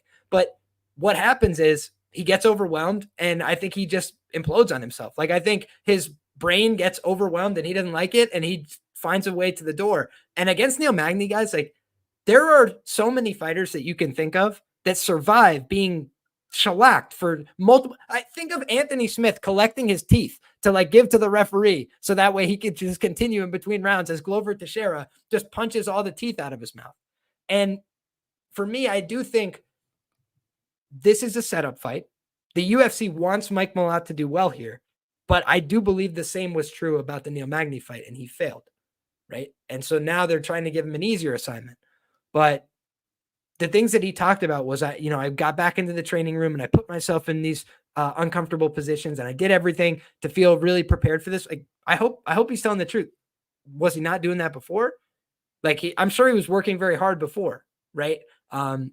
So I just have my worries and my doubts about a guy who I've seen go out there and either quit on himself or fall apart on himself, self-immolate multiple occasions in his career. And I just think when you look at the skills that he showed against Neil Magny, he just didn't have any business losing that fight, and he still did it. So it's hard to go back to the well with that at a big chalk price, in my opinion. Please go ahead, my brother. What do you got? Yeah, I kind of see it the same way. I wrote down, I think Malott probably wins like round 1 sub, or Giles wins in round 3. I think he can actually finish Malott, because let's just look at the guys. If you don't mind going to Giles' Tapology page real quick, let's just look at the guys that he is. Do you mind clicking on it real quick? The Giles Tapology page. Oh yeah, hell yeah, man. We'll go through it one by one. Yeah, this is Malott, right? Yep. So let's look at the guys. Like, that's the thing. That's the worry, is the durability, right? But let's look at the guys he's getting finished by. You got last fight, Carlos Prates right now. Who isn't Carlos Prates finishing? Like, let's just be real. Who is not Carlos Prates finishing right now? He's going through everybody. Guy's on a complete tear. Gabriel Bonfim, been doing legit. Yeah, he's had some sus losses, but like nasty guillotine in his own right. Like, I love Malott's guillotine, but we'll talk about that in a second. He didn't get subbed by him in the grappling match. Obviously, that's a little bit different when you get hurt in a fight, which I think Mike Malott can do because this guy's been rocked before.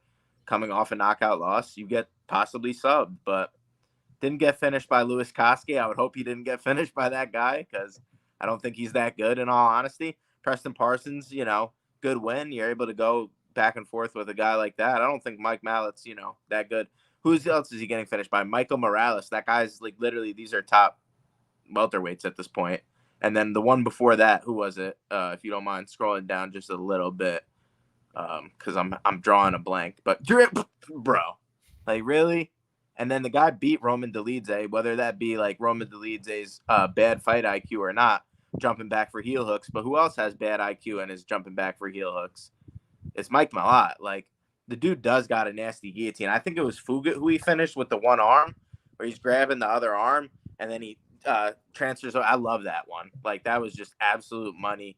He, like you said, he knows what he wants to do. Once he gets on it, like, he'll go for it. I like Trevin's boxing, but it's going to be scary. Like, I just know the guy gets hurt in his fights, but this guy ain't no Dricus du Plessis. He's not a Michael Morales. He's not any of these guys, but you did get also the GM3 sub and the Zach Cummings sub.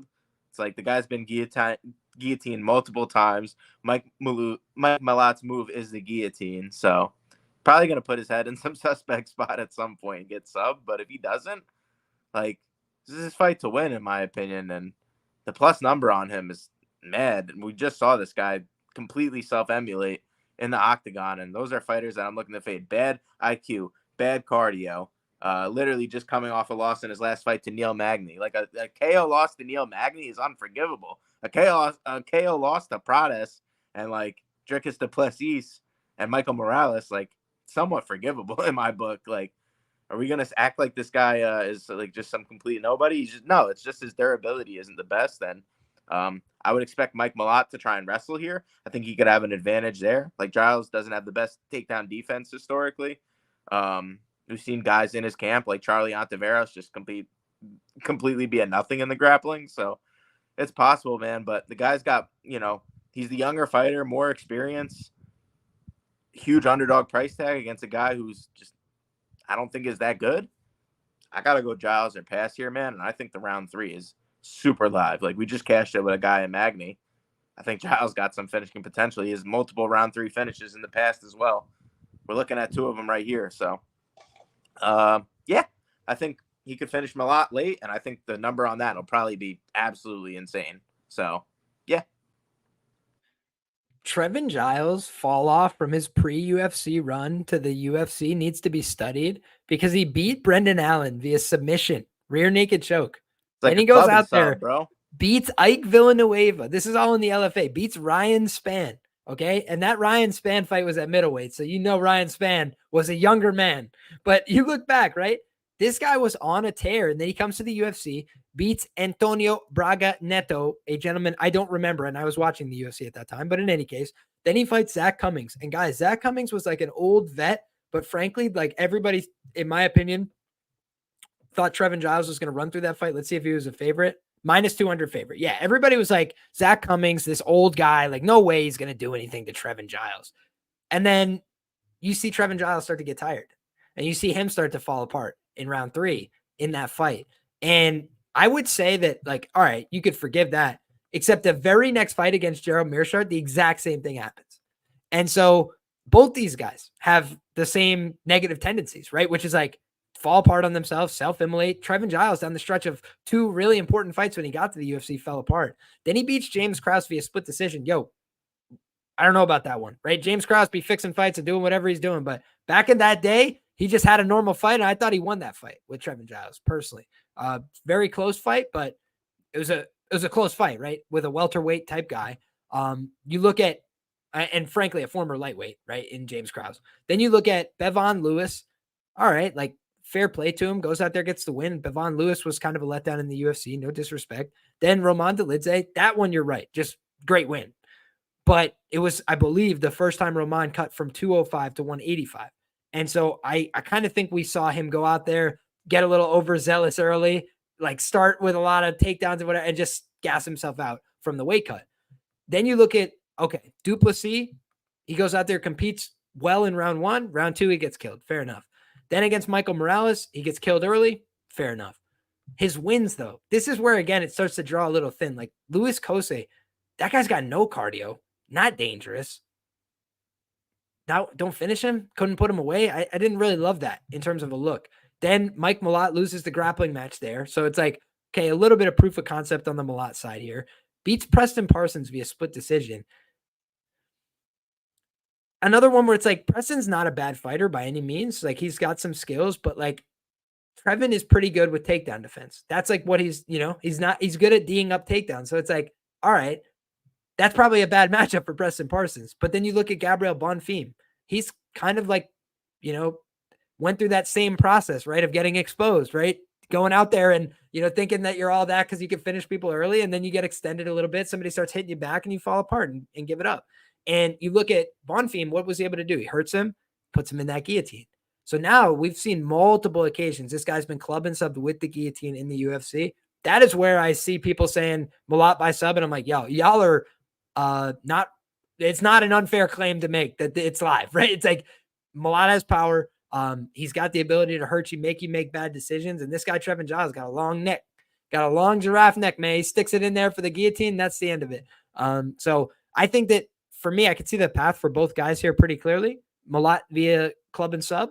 And then on the other side, I think Trevin Giles, whether it's by outworking him to a decision, like you said, round 3, maybe he can exercise some of those demons by going against a guy who's even worse with the cardio.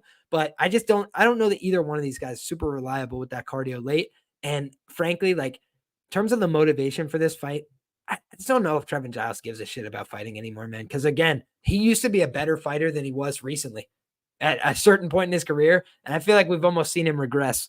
And I think he used to be a full-time fighter. I think now he's gone back to another career as well. So all those things. Are you sure about that? I don't know. I'd have to double check, but I heard somebody say it this week. That makes sense. I believe that he went back to being Officer Giles. And I was like, that does not sound bullish to me. I will double check though. Dude, if I get pulled over by that guy, I'm going to be so upset.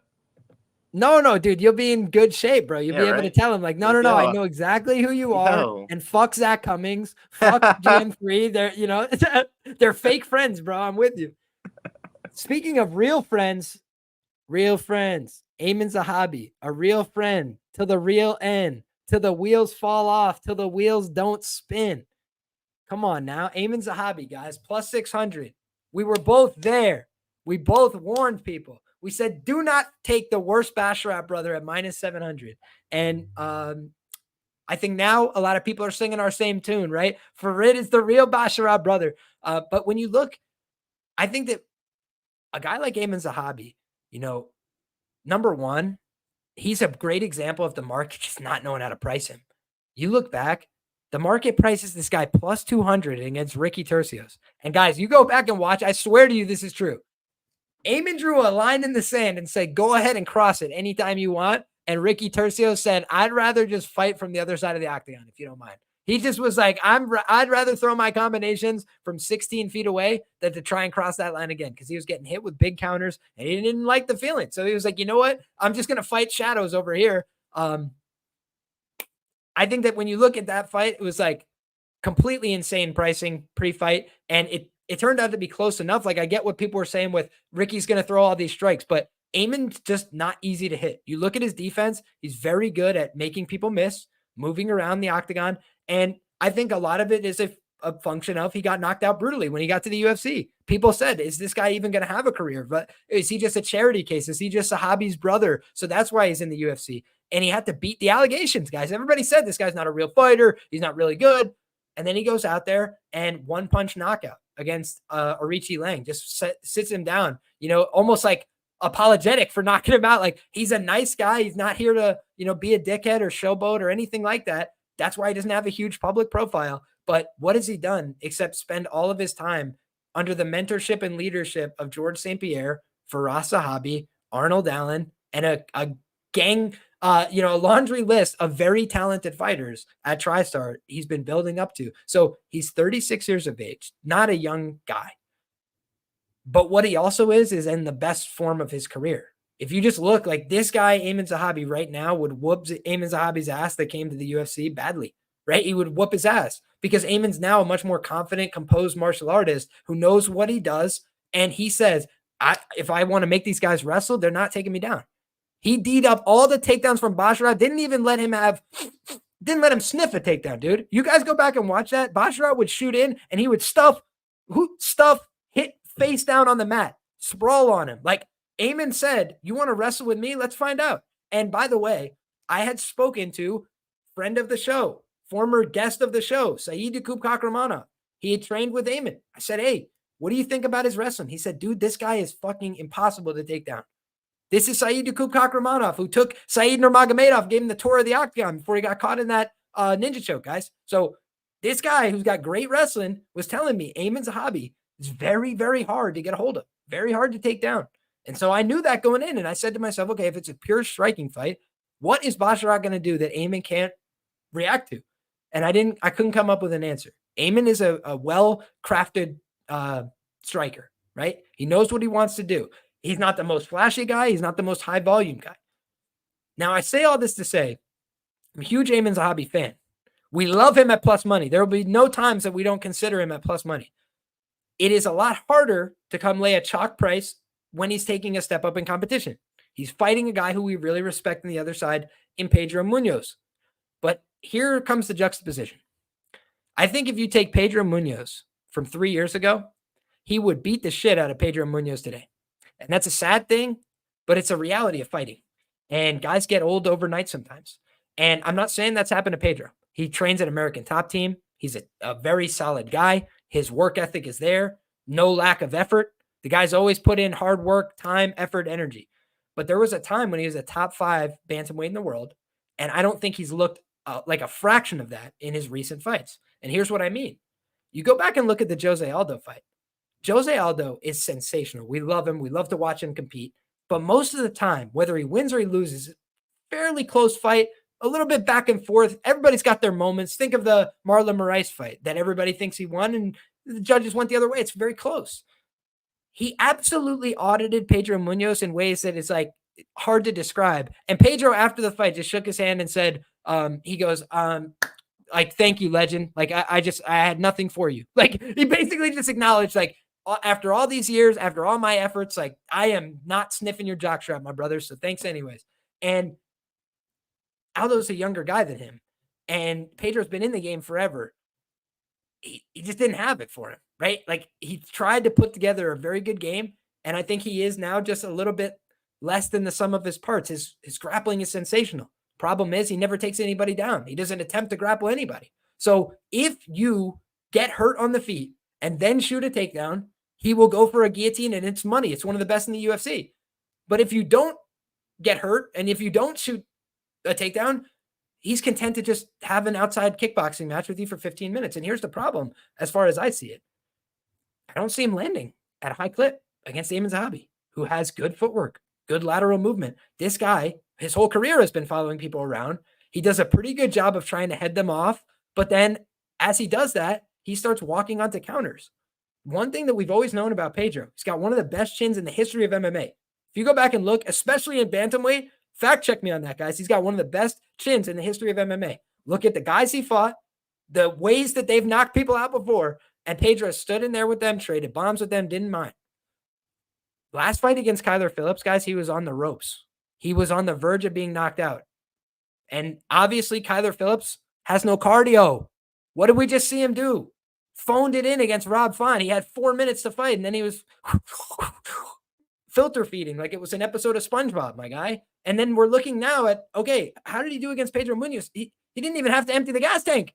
My man's just moving around, playing, dancing, spinning, doing whatever he wanted, right? All night. And I think that when you look at Pedro in that fight, he looked like he was a step behind. He looked a little bit disinterested. He looked like a guy who was like trying to find it and didn't have it no more.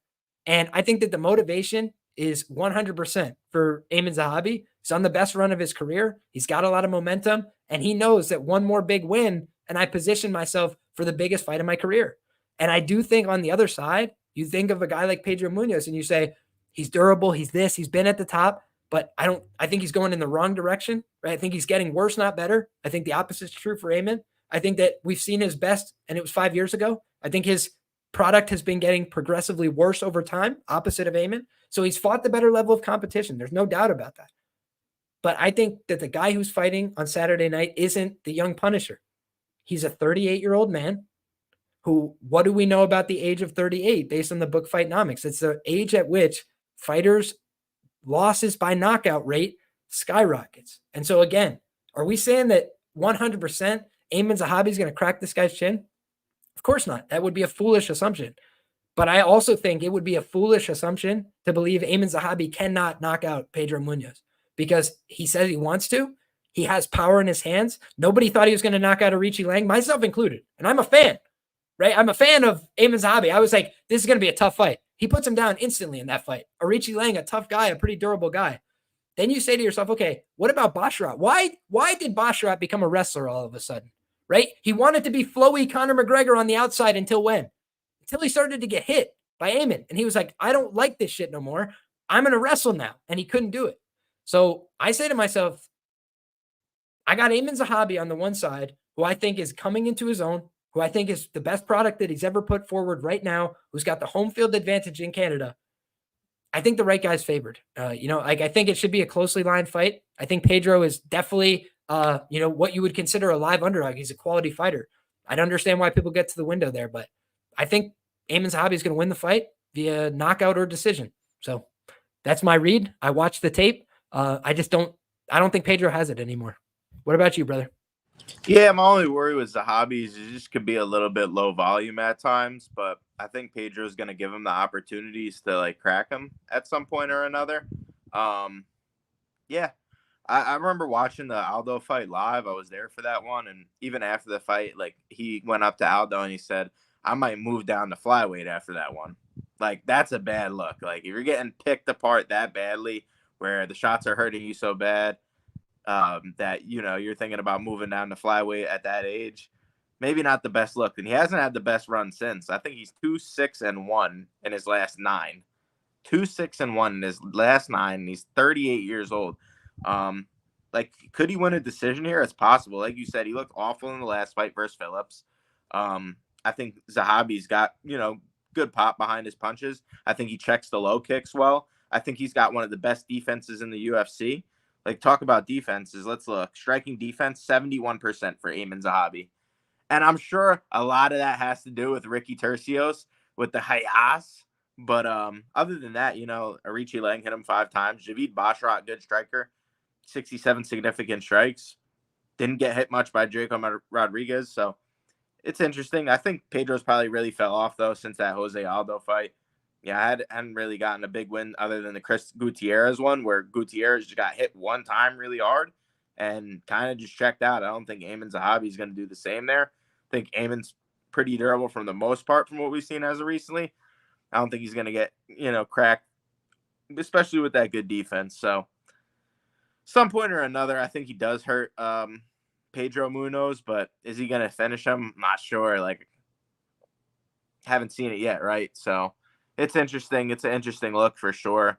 I ultimately read like Zahabi KO1 or split decision just because I think he can be low volume at times. I think this is his biggest step up in competition. If we're being realistic, like this is the best comp he's fought yet. Unless you want to give Javid Basharat the credit, but like when we're talking about ranked opponents who have the experience, it's Pedro Munhoz. And I just think that he can punish the young Punisher, definitely, for sure. But if he doesn't, it might just be a close decision where both guys land their strikes at certain points. It's low volume, and I just think Aiemann might go for it here at one point or another. I think he knows he needs a big win, right?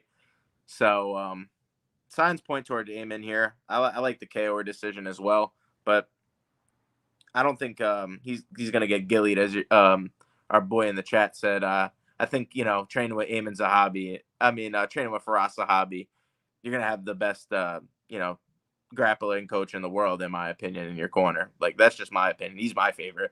I've learned most of the stuff I've learned just from watching Zahabi. Like, I'll listen to every single one of his videos. Well, listen to the Ask Me Anything, like, just because he works with Karol Pravic as well on the grappling videos and instructionals. So crazy wealth of knowledge, bro. I mean, he's with Danaher, bro. Like, that guy's on a different level. Like, it's just the guy has a ridiculous amount of knowledge when it comes to MMA. And if he's talking, I'm there to listen, whether it's about whatever, So I like Zahabi here. I think he gets the job done, like I said. And that's my boy. I'm rocking with him. Inshallah, it's the KO. And he gets that big win. He deserves it. Nice dude, right? Like, one of the nicest people. Hell yeah. One of my favorite guys in the UFC, but we always try and be unbiased. That's why I give a lot of credit to Pedro. Right. I think he's a great fighter, right? His guillotine, I said, one of the best in the UFC, not the division, the UFC, but it's also, we got to call it the way we see it. And frankly, I was bullish on Pedro last time against Kyler Phillips because Kyler has no cardio. And then I thought that Kyler Phillips leveled up. Then we saw Kyler Phillips go out there and shit the bed. So I'm like, no, maybe he didn't level up. Maybe Kyler's the same old guy and Pedro got worse because Pedro 3 years ago would have whooped Kyler Phillips' ass too because he has consistent cardio, right? And he just looked like a guy who was kind of going through the motions there. The one thing I will say is Mbaye rightly points out, and this is the other thing I'll leave you with on this matchup, the only one who's been finished is Zahabi. I said off the rip, brutal knockout loss to start his UFC career, kind of derailed his hype, so to speak, took some time off, took a little time out of the cage. All that is absolutely true. That's why he took a step down in competition as well. But I think that what we've seen from Aiemann Zahabi is a guy who's moving in the right direction, who's getting better. And I think we've seen the opposite from Pedro. That's the way I see it. But ultimately, fun fight, good scrap. I respect people, taking the other side, but I'm riding with my boy Aiemann Zahabi. If it ain't broke, don't fix it. And what a I think he's going to get the win here. It's one of my favorite bets of all time, but also I hope you guys go back and read that write-up because I had every fucking part of it in detail. I said he had heavier hands and who shot first. So, I think it was the guy who didn't like getting hit in the side of the head no more by Aiemann. And the difference here, I think, is when you look at, Pedro, he's not going to shoot. Like Pedro is a guy that's going to continue to engage in the pocket.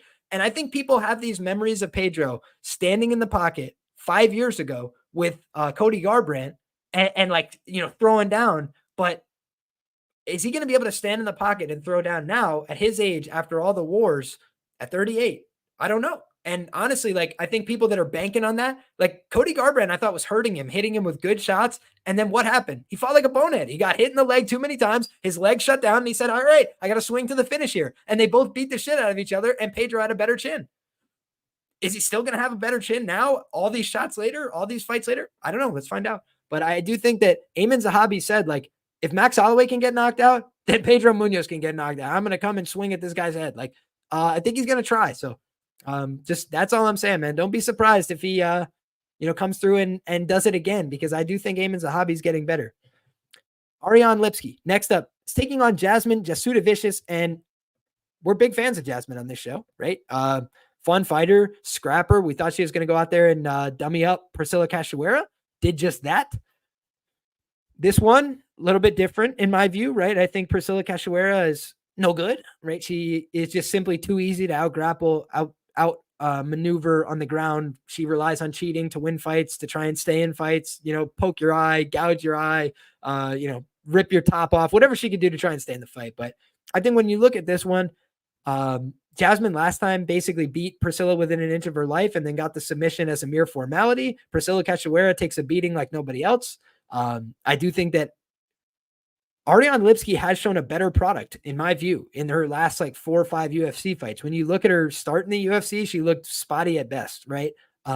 She looked like a European regional scene fighter. But then when we've seen a couple of these more recent performances, the Casey O'Neill win was a pretty good look. What she got from the Lioness Training Academy, I think, was a little bit more confidence, a little bit more aggression, and then a little bit more patience when the finishes weren't materializing. But in this fight, it's kind of going to be a tale of two fights for me. I think in the early going, Ariane Lipski is sharper. I think she's probably more skilled. I think when you look at Jasmine, she's got a lot of enthusiasm. She's got a lot of passion. She's got a lot of heart. She's willing to come forward. I almost like the fight not to go the distance here at plus 180 and not having to choose a side. I know that might sound crazy, but just looking at her upside in this fight, I think Jasmine is really, really tough, but she got beat within an inch of her life against what's her name? I'm drawing a blank. Natalia Silva. 200, yes. And I know Natalia is a beast, right? But Natalia was young, coming in virtual unknown, been off for a little while, and she was just hitting her with spin kicks, hitting her with everything but the kitchen sink, throwing her around as well as the smaller fighter. And when you look at Lipski, she has these opportunistic moments in the grappling, right? Where most of what she does, I wouldn't say it's very high level, right? I think you'd agree with me, but if you grab somebody's knee and pull it the wrong direction, it's going to hurt them real bad, right? So it's when you have these opportunities, I think in WMMA, sometimes the transitions are a little less clean, or a little less technical, not even in a disparaging way, just noting some of what we see at the UFC level, right? Because more lower level fighters get in based on the lower global participatory rate. It just makes sense. But you look at where we're at with these two women. You've got a 30-year-old who's been making a lot of improvements in Ariane Lipski against a 35-year-old who's been making a lot of improvements in Jasmine Jasudavicius. One of them is a local market fighter, so that's what you like for Jasmine here. But to get off the minus 225 price tag for me is the goal, because I do think we've seen if she plays out a fight completely on the feet, it's going to be at best a very competitive fight for Jazz. She's going to get hit. She's going to wear damage. She's going to rely on optics and coming forward and trying to break people. But the one other thing that we know is when you apply a nonstop, consistent pressure and you're taking damage, your ability to continue pressuring can be compromised. And we've seen that happen to a ton of different people. Oralby loves to pressure guys, loves to get a hold of them. What happens when your eye is swollen shut? What happens when your face is 2 times the size it normally is? And again, this is WMMA. It's probably a little less practical an example, but it's just the most recent example of what happened to change this person's game plan. Something went wrong. And I do think that for me, I believe in Jasmine as the better fighter in terms of what they can accomplish right now, but not at minus 225, man. I think the price is too steep. So for me, pass fight. What do you think? Or fight not to go the distance, because I think that gets some of the Lipski win equity, but also it accounts for her collapsing under the pressure of Jasmine late. Yeah, I understand the path like people see for Jasmine late, but I'll just pose like a thought for some people. I think that don't bet Lipski. Okay, interesting. I actually think it's dog or pass here, just due to the fact that people sometimes like think about wrestling and they don't realize that there's different types of takedowns that are being shot. Like I actually think Lipski's takedown defense is pretty good for the types of takedowns that Jasmine shoots, whereas Karine Silva in the last fight, they're seeing that Karine Silva is going to be taken down. And let me just talk about Karine Silva. Who's Karine Silva putting on their back and not finishing? Like as of lately, she's finishing these girls instantly. Ariana Lipski's not getting finished. So is Jasmine really going to just get this girl to the ground and like finish her easily? I don't know. And maybe people are going back and looking at some of the early fights in Lipski's career. I think she's definitely improved a lot since then. Like you said, under the Amanda Nunes camp and stuff, like she's definitely made the improvements. She's the younger fighter, more experience. Social media A side, as we've seen in the and the document. How about this, brother? 10x. So for 10X, some of these, right, you'll see like one person has 4,000, one person has 6,000, right? Wow. This is 440,000 and 44,000. So just for perspective. People would think like, Jasmine's like the hometown, right? She's the more known, she's the more popular. And I get it. She's like a fan, favorite. I love this girl. Like came into the UFC, cashed me a ticket on the Contender Series against Pilastri right away. Was a huge underdog against Kay Hansen. She's a huge underdog against Kay Hansen. Now, she's a big favorite. I don't buy that. Like I like betting on this girl when she's an underdog. And I was there live for that fight. Got to watch her walk right to the octagon. She looked ready. I knew she was probably going to get the job done against Kay Hansen as a plus, big plus money underdog. She's done it as the plus money, but it's when she's in these favorite spots that I start to get a little scared because I was there for that. Also, that in Natalia Silva ass whooping, and I don't think anybody in the building was expecting that one. Not even Jasmine in her own right, like herself. I don't think she was expecting that one. So it was a weird one, man. She definitely gets. I'm pretty sure I picked Silva and didn't bet it, which is like the most sickening of all worlds. I don't even think I was talking with you yet, and I would have loved to known that because I believe I parlayed Jasmine. Like I was at the event, I didn't even know what I was thinking. I'm like, bias. It gets to all of us, right? But let's look at the striking differential. I believe she's got a negative strike. Yep. 3.79 strikes landed per minute, 3.85 strikes exorted per minute. That's not something I like to see when I'm talking about chalk. Takedown accuracy, like they think of this dominant wrestler, 41% takedown accuracy. So that's not the best. So if you're not able to get these takedowns and you're on the feet with Ariane Lipski, like she doesn't have the negative striking differential. She's got a 71% takedown defense, and that's after giving 5 takedowns in the last fight. Here's the thing. When you're coming up for these body locks and you're shooting all these different myriad varieties of takedowns, I think it's harder to defend. Whereas Jasmine, she's going to have to get close, shoot these doubles, cage push, go for what she normally goes for. And I think that lets Lipski, know what to defend. And I think it's easier to defend those style of takedowns for Lipski. She's going to be able to get her whiz around the fence. And she's not a complete fish off her back. She did everything right to get up versus Karine Silva. Get the feet to the hips. Do everything right, except actually get up. I'm sitting there watching her in the fight, and it's like even the commentators are saying, like, she's not getting up. And then when she does go to get up, she gets hit with a giant kick from Karine Silva because she doesn't know how to get up safely, and that's a problem. But versus Jasmine here, is she going to pay? Like, I don't know. I don't know if Jasmine's, like, able to get her down consistently.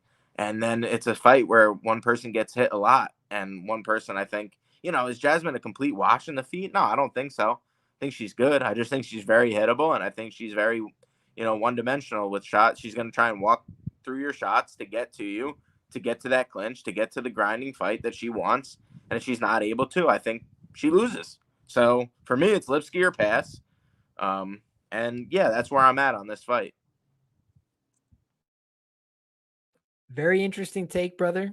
I definitely see some merit to both sides. My issue is I thought that Miranda Maverick was going to be able to get one over on Jasmine when they fought in Canada, and she got her eye like busted up. And I just think one thing about Jasmine that I really like is the mentality. Like, she's a dog. You don't have any questions about that going in. Even that fight, like I mentioned, she got her ass beat by Natalia Silva. Most people quit. She did not. She just kept firing, kept coming forward. She gets angry when she's getting beat. She's like, fuck this. It just keeps trying to get aggressive. So I don't think she'll ever quit on you or give up on you. And I think she'll give you a fighting chance always.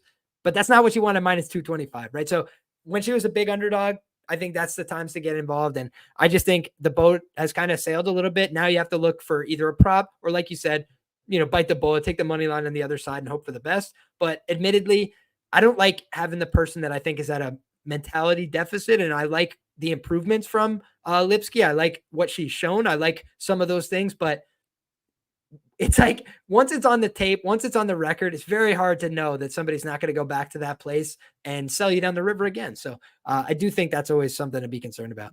On the chat, I just wanted to address Valen's question here. Liam, what do you think the prime age is? Ilya is the only champ under 30 for women. Pena, Weili, Valentina in their mid to late 30s.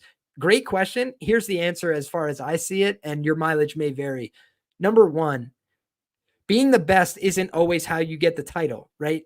How you get the title is, being the best plus being the most well-known plus, having a bunch of main event. You have to go through the right processes, right? So you might have been the best guy 5 fights ago, but it took you beating this guy and this guy and this guy to get your opportunity, right? And, the uncrowned champion, if you've ever heard that expression, that is very common in mixed martial arts, where everybody we can acknowledge, hey, man, if this guy got the shot right now, he might do well, but he's got to earn it. He's got to go out there and prove it. That's what the sport is based on. So I think that when you look at, the flyweight division, right, you probably want to be between the ages of, like, I don't know, 27 and 30 to, like, get the most out of yourself in terms of skill development and also, athletic optimal performance. But there's a little bit of wiggle room, right? If you started a little bit later, maybe it's a couple years later. If you started a little bit earlier, maybe you peter out a little bit earlier. But those are the kind of things where in the flyweight division, maybe it's a younger age. And then in the heavyweight division, we know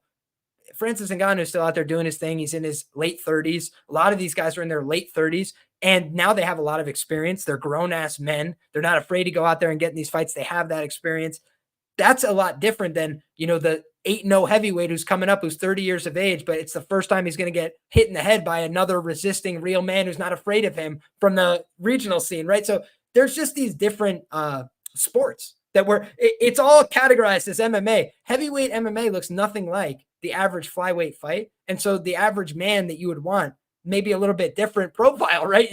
You'd want a Stipe Miocic who's a little bit more mature and he's got a family, he's got a job, he's got it all planned out, right? A very professional guy is rare in the heavyweight division. So these are the kind of things where I think you don't want to paint with too broad a brush and say, well, 31, like, of course, anybody wants to be 31. It's like every division is going to have a little bit of intangibles, but also you have to ask yourself, is this somebody's second career in combat? Are they having, were they Daniel Cormier who got here at 32? So they haven't accumulated all the damage that somebody else has, right? These are the things you have to ask yourself. Somebody's been fighting since they're 14 years of age and now they're 35. Like, they're old. In fight years, they're ancient, right? Jose Aldo, people always talk about him like he's an old man. He's younger than some of your favorite fighters that are still out there doing it. But the difference is he's been doing it since he was 16. And so these other guys started 5 years after he was a world champion, right? It's like just a complete different ballgame.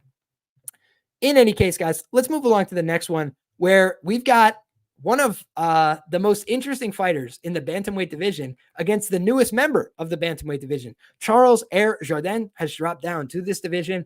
I think it's a good move for him. I do think he's been muscled around a lot in the featherweight class. I don't know that it's a fix-all solution, right? Like a panacea for his problems. If you look, Nathaniel Wood, former 135er, audited him completely when they fought at 145. Like I really thought that was going to be a competitive fight, and Nathaniel Wood beat his ass so thoroughly. I couldn't believe it. Just took him down anytime he wanted to. I was like, what the fuck is happening? Like Charles just looked like a fish out of water there. He looked like he could have been blown over by a strong gust of wind. Like I hated everything about that fight. Let's be fair.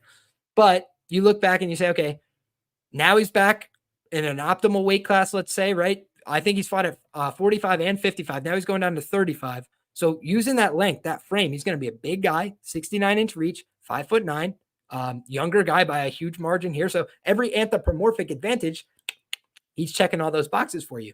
On the other side, Victor Henry is a guy that I like to bet as an underdog typically. When you just look at his style, his approach, he's going to throw a ton of volume. It's going to be very difficult to put away. And he's going to go out there and make it a dogfight, right? Force you to use a lot of cardio, a lot of energy. We've seen Charles Jourdain get hurt many times, right? I think people kind of have forgiven him a lot because he's gotten hurt and then found a way to rally, gotten hurt, found a way to keep pushing until the decision. But Josh Kulabau sat him on his ass really bad. And I bet Josh Kulabau is a plus 365 underdog in that fight. So you look back and he's been getting dropped for a while. He's been getting hurt for a while. Victor's not a, punch you, really hard one time in the head and knock you out. But ask County Barcelos, he'll touch you 700 times, right? Just fire off nonstop volume. And he does pick his shots. So if you look, Victor Henry is going to place a shot to your body. He's going to touch you here. He's going to touch you there. And he's really just going to try and pick away at you over time. I do think that he's the more sophisticated fighter. Like, I think if you just went fight IQ for fight IQ, idea for idea, Victor Henry laps this guy probably in every category, honestly. I think Jourdain has a good guillotine. I don't think he's a bad striker, but I just think skill for skill, Victor washes him. The problem is Victor's a 37-year-old at bantamweight. And against Javid, he looked a little slow. I bet him there. And I was a little bit happy that we got bailed out with the low blow. I wasn't sure it was going to be his night there. I think that you look at this fight and on paper, close fight, right? 50-50 sounds right. My guy Trap Lord in the chat, very sharp guy, saying the same thing. I do think it's a tough fight to call. I think Victor Henry is worthy of a lot of respect. Like, I think he's a very, very good fighter. I do slightly worry that he's getting up there in age, but he's 24-6. He's fought all around the world. He's fought very, very good fighters from Japan to the US. And he's gone out there and for the most part found a way to win no matter the different circumstances. And I think the problem that I'm having though is the Asuncao fight where, I just thought it was a very flat performance from him. I thought that we were seeing a flat performance against Basharat as well. And for me, that's the kind of thing where he says in his interviews, I've been doing a lot of coaching. I've been doing a lot of traveling back and forth to Japan with my coach. And honestly, I don't know if Victor's all in on his UFC career, right? He kind of got here a little late anyways. I think he's a really, really good fighter. I truly do. I think skill for skill, the guy is fantastic. He could fight any position, anywhere. Really smart, fun guy. I think he's going to make this a fun fight. But I just worry that Jourdain is going to have a little bit too much physicality and athleticism for him at this stage. 28 years of age, piss and vinegar, coming off of a bad, embarrassing knockout loss against a good fighter. But I just mean the way it went down, right? Like he'd like to have that one back, I'm sure. And I think that you look at this fight and you say, what could go wrong for Victor? Number one, he could get hurt in this fight. He's 37 years of age. Charles hits hard himself. He throws with a lot of commitment. He throws with a lot of impact. He throws kicks as well as punches. He's trying to take people's heads off. So I think that's his best path to victory here is to either knock him out or win by decision. I think people, they've mentioned, I've heard some people mention the guillotine and stuff. I don't think so, guys. I think Victor Henry is very, very difficult to submit. I think that he's a better grappler than Charles, honestly.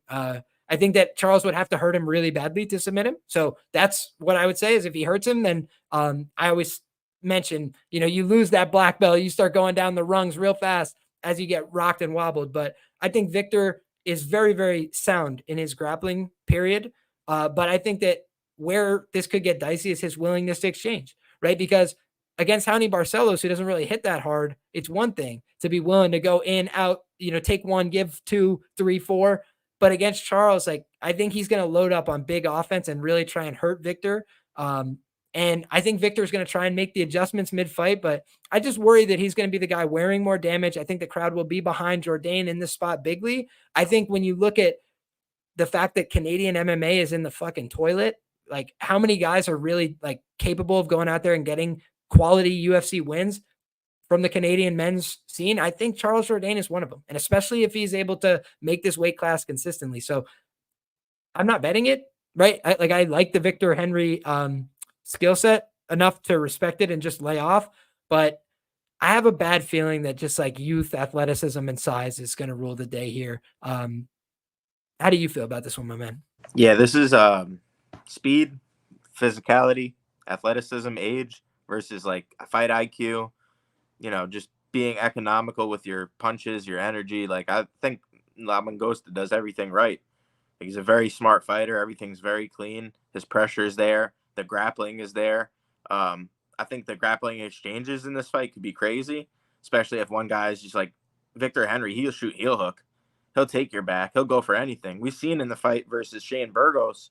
Shane Burgos, I know you're going to get on me for saying this, but he's not the highest level grappler, right? And he was able to backpack Jourdain, at certain points in that fight. We've seen Jourdain put in spots in the grappling. It's like never happened before. It's not impossible. And could Jourdain go out here and take down Henry? Like, I think it's possible. But, when you're defending a bunch of takedowns versus a guy and Tony Gravely, who I think is a way better wrestler, I don't know, Like, I don't know if it's going to come that consistent. So, like I said, for me, this is speed, athleticism, age versus IQ, and that's where I'm at on this one. I don't have a great read on it. But I'm going to lean the Jourdain side. I think he gets the job done via decision. But I also think there's some opportunity here. Like, just because, this guy's a super high-level black belt doesn't mean he couldn't get caught in a scramble. Like, he had Sean Woodson in that guillotine. He's had multiple people in that guillotine before. And like you said, if he hurts him, that's a problem. And I don't think, it's impossible that Jourdain gets subbed himself, as crazy as that sounds. He's been subbed in the past before. Victor Henry has a ton of wins by sub on his record. So, I don't think it's impossible for this fight to end by sub. Like, if you were to tell me this fight was to get a finish, I wouldn't be shocked if that was the way. Like, yeah, Jourdain could KO for sure. We've seen that flying knee before. We've seen him get the KOs before. And he's coming down a weight class, so he should have more power here as well. Yeah, man, give me Jourdain to get the job done just off of age based alone. And like I said, the athleticism, his new weight class, I think he should do good here.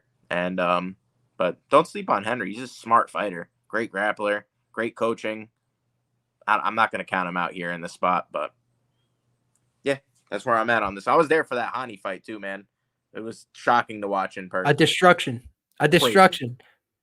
But here's what we got to do. The vindication of Shane Burgos. This guy, criminally underrated, 8-3 record in the UFC, guys. Let's not forget the pride of Section 9. Beat Charles Jourdain via majority decision, complete robbery. We cashed the ticket. Beat Billy Quarantillo. Absolutely whooped his ass, guys. Honestly, might have changed Billy's career a little bit because Billy was pretty confident riding high going into that one, and he got fucked up in that one. Then you look at Edson Barboza. I was there one for of the that worst, one too. horrific knockouts that you will ever see. The Josh Emmett fight is an absolute barn burner. Both men are probably worse off for it. He beat Makwan Amirkhani, finished him, beat Cub Swanson, a controversial decision. I thought he actually got that one, but that was close. Beat Kurt Holleba, who's still around in the UFC, by the way, armbarred him, a black belt. Calvin Kattar got knocked out in the third round of a very good fight. That was a back and forth war as well. And then beat Godofredo Pepe, Charles Hosa via stoppage in the third round, Thiago Trator. But here we go, guys. Ready? Bill Algeo, a difficult man to submit, a difficult man to put away. Rear naked choke for the pride of Section 9, Shane Burgos. 8-3 in the UFC. Y'all must have forgot. There was a time he was the man, but now in PFL, I'd rather him be a commentator. I do not want to see my man Shane get punched in the head ever again. We wish him nothing but the best. In any case, guys, right back to it. Grab a drink real quick. I'll be right back. Hell yeah, my man. Take your time. So what we got next, guys, is Jack Shore and Youssef Zalal. This one's going down in the featherweight division, guys, 145 pounds. And if you guys have been watching the show for a while, then you might know that we're Youssef Zalal fans on the show, right? I used to like this guy when he went on his terrible run in the UFC, and I still like this guy now. When you look at Youssef Zalal, he is fast. He got more dynamic with his finishing since he left the UFC. He realized like it's not enough to just go out there and eke out these points-based decisions, he started forcing his way into better positions. And what we've seen from Youssef Zalal is when he takes the back, he's very, very dangerous. He nearly finished in the first round, and then he was able to finish in the second round against Billy. So when we look at Youssef Zalal and why, this is a different matchup, a different market. He's 5-3-1 in the UFC. Very good run, right? He beat Jarno Aaron's easy submission in the first round, beat Billy Quarantillo, easy submission in the second round, and also beat his ass badly on the feet. I had his, what's it called? I had his ITD. I think it was at plus 500 or something, guys. Money line at plus 125 when he fought that one. So I was super fired up about that fight. Then we see, a guy in Youssef Zalal go out there. And like I mentioned, on the regional scene between his runs in the UFC, he got a bunch of finishes in a couple different promotions, right? So I do think of a guy like Youssef as a fun fighter, a good fighter, but now he's a pretty steep chalk favorite taking on Jack Shore. Jack Shore is 17-2, right? He's a very good fighter as well. You look at his record in the promotion, 6-2, nothing to sneeze at. Losses to Ricky Simone and Joanderson Brito. And for me, the Ricky Simone loss is the one that's really troubling. Ricky's not a bad fighter, but when you look at what Ricky brings to the table, he's kind of been slowing down and getting found out in his recent fights, right? If we take out his grappling matches, he's 0-3 in his last 3 fights. And granted, he fought Song Yadong, Mario Bautista, and Vinicius Oliveira. I think all 3 of those guys are potential, top 15 guys, but Jack Shore basically was proven to not be of that ilk. He got cleaned up in that fight. He got beat up by Ricky, he got dropped, and then he got submitted. And then you look at, I was vindicating my guy Shane Burgos after he said he wasn't a good grappler. I said he submitted Bill Algea, who's been submitted like once in his career. That's what I'm saying. It was pretty simple, bro. In any case, you look back and the other fights, right? Makwan Amirkhani, known gasser. I don't really rate that one. Timur Valiev, fine win, close win. Ludovic Shalinian, more competitive than it should have been in my view. Hunter Azure, split decision win against the guy who was no longer employed with the promotion. Not a bad fighter, but not a great fighter. I'm pretty sure he got tapped by Vince Morales with a Peruvian necktie recently as well, right? So a guy who definitely struggled. Noel Lynn Hernandez, Aaron Phillips, guys that didn't stick around, right? Guys that weren't really of this ilk. And meanwhile, Youssef Zalal, let's look at the guys he lost to and see if we could give him a free pass for any of these, right? You look back, and he went to a draw with Damon Blackshear where he got a 10-8 round 3 across the board. Sean Woodson, he lost a split decision. Sean Woodson's still around doing the damn thing. Obviously, Sungwoo Choi's chin has abandoned him, but in terms of the round and minute winning, he's not bad as a fighter, right? And then Ilya Taporia, nobody's ever heard of that guy, right? So you look at Youssef Zalal, very, very good fighter. He's just a talented guy. And I think that you look at Jack Shore, and frankly, I don't like 145 for him at all. I never did. I don't think he's the most physical guy at 135. I think, him going up to 145 is embracing no weight cutting. I just don't think that's a good idea, right? For everybody. Some guys, they can afford to do that because they're freak athletes. I don't think Jack Shore is a freak athlete. I think he's a technical guy. I think he's a nerd, right? But he's like a fighting nerd with no big Brazilian muscles, right? It's it's good to know all the techniques, but he'll probably be a better coach than an athlete. Because the thing I don't like about this guy is how he reacts when he starts getting hit and getting hurt. And I do think that Joanderson Brito, was having a lot of success with the low kicks. We know his cardio is not great. Maybe that could have went differently if they go to round 3 there. But you look at Jack Shore, he kind of looks like he's got that soft body build. Youssef Zalal, I think, is a much more athletic guy. I think he's faster. I think he's got the better ability to work from different phases, right? I think if this is a pure striking fight, I favor Youssef Zalal. And I think that if this turns into a grappling match, it could go either way, but I still probably rate Youssef Zalal as the more effective finisher, the more opportunistic guy, probably a little more likely to pop out in a dominant position like the back. So I think Jack Shore might wrestle him into the cage for 2 minutes at a time and things like that. But I just have a feeling Youssef's going to do more work, and he's going to end up probably finding an opportunity to finish this guy at some point. I think Jack Shore's hype has evaporated, and I think it's for good reason. He's not a bad fighter, but the guys he beat have kind of all been found out. And meanwhile, on the Youssef Zalal side, he's a very young guy who put a lot of stuff back together, and he seems like he's ready to make a run now in the division. So both guys have made 135 before. They're not huge featherweights, but I just think of a guy like Youssef Zalal as a little bit more talented. How about you, my man? Yeah, you know what? I think this is a value loser. That's what I'm going to call it. I think this one's going to go to decision. I think it's going to be a semi-close fight at some points, but I just think Zalal's going to be a little bit quicker to the punch. I think he's going to be a little bit better in the grappling exchanges. I think he's going to be a little bit better in the jiu-jitsu and everywhere. Like, I don't know if this even one gets to the ground. Like, both guys might be able to just defend each other's grappling. Then it's a stand-up fight where I think Zalal is going to have leg kick success. I think he's going to be able to mix up the kicks to all three levels, stay on the outside, stay defensively sound, and I think he's able to beat Short here. Like, that's my read on the fight, and I'm going to stick with it.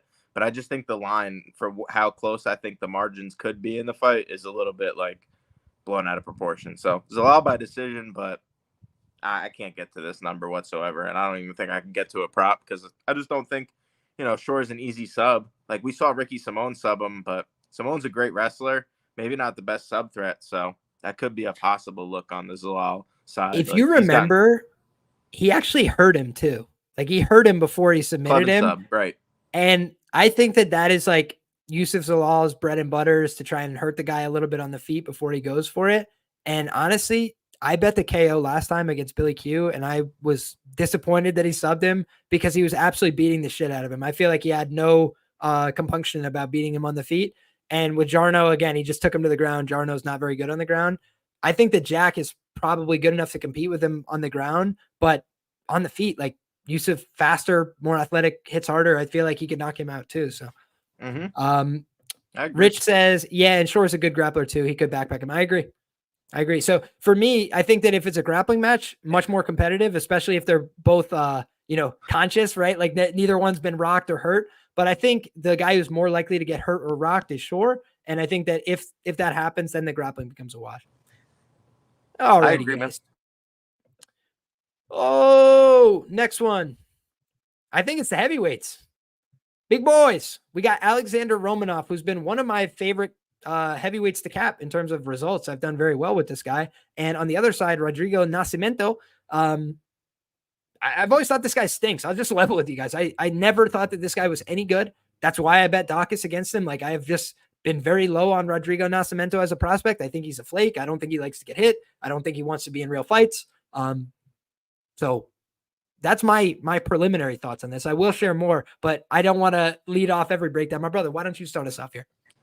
Yeah, I think early Romanov is going to have like a good amount of success here. I even think he could KO Nascimento, as crazy as that sounds. But the guy been KO'd by Dawkins brother, Big Dawkins, not Kyle Dawkins, Chris Dawkins. So anything's possible. Romanov, and Romanov gets on top. Like, either guy gets on top here, I think they're going to have a lot of success. But I think Romanov on his back, like, especially the later this fight goes, bro, could be really, really, really sketchy. Like, he was taken down by Juan Espino a couple of times. He got taken down by Jalton Almeida, and like, once the fight gets later, he tends to kind of give up. Even in the Dawkins grappling match, like, he was really huffing and puffing there. And like, I know we said we don't take like these grappling matches into much consideration. It was just weird to see how tired he was getting in that setting, right? Let alone not an MMA setting. But what's Nascimento gonna do, like, to push the pace here? I think he's just got to survive round 1, and then rounds 2 and 3, I think he could probably even find a finish here. He's got multiple subs in the UFC before. I'm not saying like that he's a crazy submission artist, but he's definitely, like, once he gets on top, he could arm triangle a tired Romanov. I think he could ground and pound a tired Romanov. So I'm going to just predict that this guy Romanov gasses out like he normally does. And then that's when I think, Rodrigo's probably going to be able to take the advantage there, get this fight to the ground. And, once he's on top, like, fat guys on their back ain't a good sign. So I don't think Romanov's going to be able to get up from that. I think probably going to get finished. But that's if, Nascimento's able to get him down. It's not that easy in the beginning of the fight. But I think the longer the fight goes, the more you push the pace on this guy Romanov, the more tired he gets. So I'll go with Nascimento to win the fight just based off of cardio alone. The fact that I know he could go to 15. And I've seen with my own eyes Romanov gassing in grappling matches. So, yeah, I'll go with the favorite here. I believe he's a slight favorite. Give me Nascimento, but no confidence, bro. This is a sloppy fight. I really honestly don't know how you could have confidence either way here on a money line side. But maybe some props on the sub, like late sub, 2-3 for Nascimento might be some good numbers, man. I definitely see the angle that you're looking for there. ABCs always bet on cardio. I definitely, I give some merit to that, but I will just say, I've done well betting on Romanov fights. Let's take a look at this, guys. Clean sheet. It's a clean sheet for the Irish. Look at this. That looks good. Oh, that looks good. Haven't lost yet on a Romanov fight, right? Had 2.8 units against Marcos Rogerio de Lima. Took him down, choked him with that forearm choke. Easy breed. Then you look at 2.5 units 2.2 units on the plus 350. Marcin Tybura against Romanov. First fade on the guy, virtual 10-8 round. I can't believe it wasn't a draw, but in any case, we'll take the coins just the same on Marcin Tybura. Hit a nice parlay as well, $14 to win over 500 on Marcin Tybura, Ange Lusa, and Leon Edwards. So cash that shit at UFC 278. Bang, bang, bang play. Then we saw plus 130 on Alexander Volkov, a top 5 heavyweight against Alexander Romanov. And what happened in that fight, guys? Romanov showed up looking like the guy who ate Romanov. And then we were like, oh God, should have been a 50 unit play on Volkov, eh? I do think that if you go back and listen, he had said like, I'm in between camps. Like I went back to Moldova. He was like training with his buddies. Not going to work. Ask Michal Oleksiejczuk. Not going to work. Right. So you look at these kind of things. I think that frankly, this is a fight Romanov needs to win or his career's over, right? Like just in terms of like where he's at as a prospect, where are you going in this division if you can't beat a guy like Nascimento, who's another guy who's relatively inexperienced? And let's be fair, right? Let's go look at the record of Rodrigo Nascimento. He beats Dontel Mays, who stinks. He loses to Chris Daukaus instantly. Cash a plus 220 there. Bang. Then you look at Alain Badeau. Guys, I bet Alain Badeau. That's how bad I think that this guy is. Like, you look at Alain Badeau, he whooped his ass in round 1 and then had a cardio death because it's Alain Badeau and he's the worst fighter you've ever seen. But I thought the worst fighter you've ever seen had a really good fighting chance against this guy. So then you look at Tanner Boser, win by split decision. I don't know about all that. Tanner Boser is the most unlucky guy in the history of the heavyweight division. Then you look back, Ilir Latifi, win via split decision. Another ugly one, another close one. Ilir Latifi's been past his prime for 5 years. Dontel Mays goes out there, gets the win again. They're literally shipping him back to the same fights over again so he can get wins on his record. Then he goes out there against Derrick Lewis, 3rd round knockout loss, got face planted there. I've said before, Derrick Lewis is a good anti-grappler. So tough sledding for him, right? It was not an easy matchup. Now they're getting a guy who's going to willingly grapple with him. And maybe that is what he needs, right? But frankly, like, I think of Romanov as the guy who I would favor in a 15-minute striking battle between these two guys. Like, Romanov against Blagoy Ivanov just showed simplicity. I'm going to go out there. I'm going to pump the jab. I'm going to move around a little bit. I'm not going to be as stationary. And that was very successful, right? Like he had a lot of success. And I do think part of it is Blagoy is old and terrible, right? And like, not terrible as a fighter. I just mean like the current version of him is old, past prime, not really moving well, like looked slow as molasses, right? I do think that Nascimento is a more athletic guy than that, but I just don't trust the guy at all. Like, I think he could quit. I think he could get pointed, right? Like, I think Romanov could just land well on the feet in this fight, like tee off a little bit. I don't believe in Nascimento at all. So for me, it's not a fight I feel super bullish on, but it's Romanov or pass for me. I thought he was a real prospect at one point. You look at the lines he's had in the UFC as well. He's been the biggest favorite in UFC history before over these guys because of how much they rated his wrestling and his grappling. And then meanwhile, this other guy is minus 220 against Daukaus and gets flatlined in 40 seconds. Like, it's just, for me, different parallels, right? Losing to Volkov, like, well, is this fucking guy going to beat Volkov? No, he would have gotten kicked in the belly and fell over. Like, that's how I see that one going. So I don't think either one of these guys is good per se, but I think like who could be something for me, I'd prefer the Romanov stock long-term, even though both these guys are, a little bit exposed at this point, right? I just think Romanov, he doesn't train with a good team. That's why I can't get behind him at these prices. Like, I don't know exactly what to expect from the guy, but at least now he's like showing on Instagram, he's working on his boxing. He's, what's it called? He's, doing like the right kind of things. I didn't think he looked as fat for this fight as he did for the fight with Volkov, but he doesn't look like blow your hair back in shape either. So for me, it's just a complete dud, right? Like I lean Romanov, but there's a reason why these guys went from being like prospects to the 4th fight of the night in Canada. Could this be our draw? The ITD? Could this be our draw? I guess. I mean, it should have been a draw with Tybura for sure. Right. It could definitely be. I do think in the first round as well, like Romanov, when he commits to his wrestling offense, he could be pretty effective from there. So it's an interesting look, but I don't know. I'll have to go through the market a little bit closer. I'm just going crazy at this point. Here we go. I mean, I think the main event has a chance at a draw too, but yeah, there's a couple fights for sure. Hell yeah. In fact, the one we're about to talk about, I think this one's got a chance for a draw. We'll see. We got Serhiy Sidey taking on Garrett Armfield, and I'll lead off on this one, my man. Watch the tape.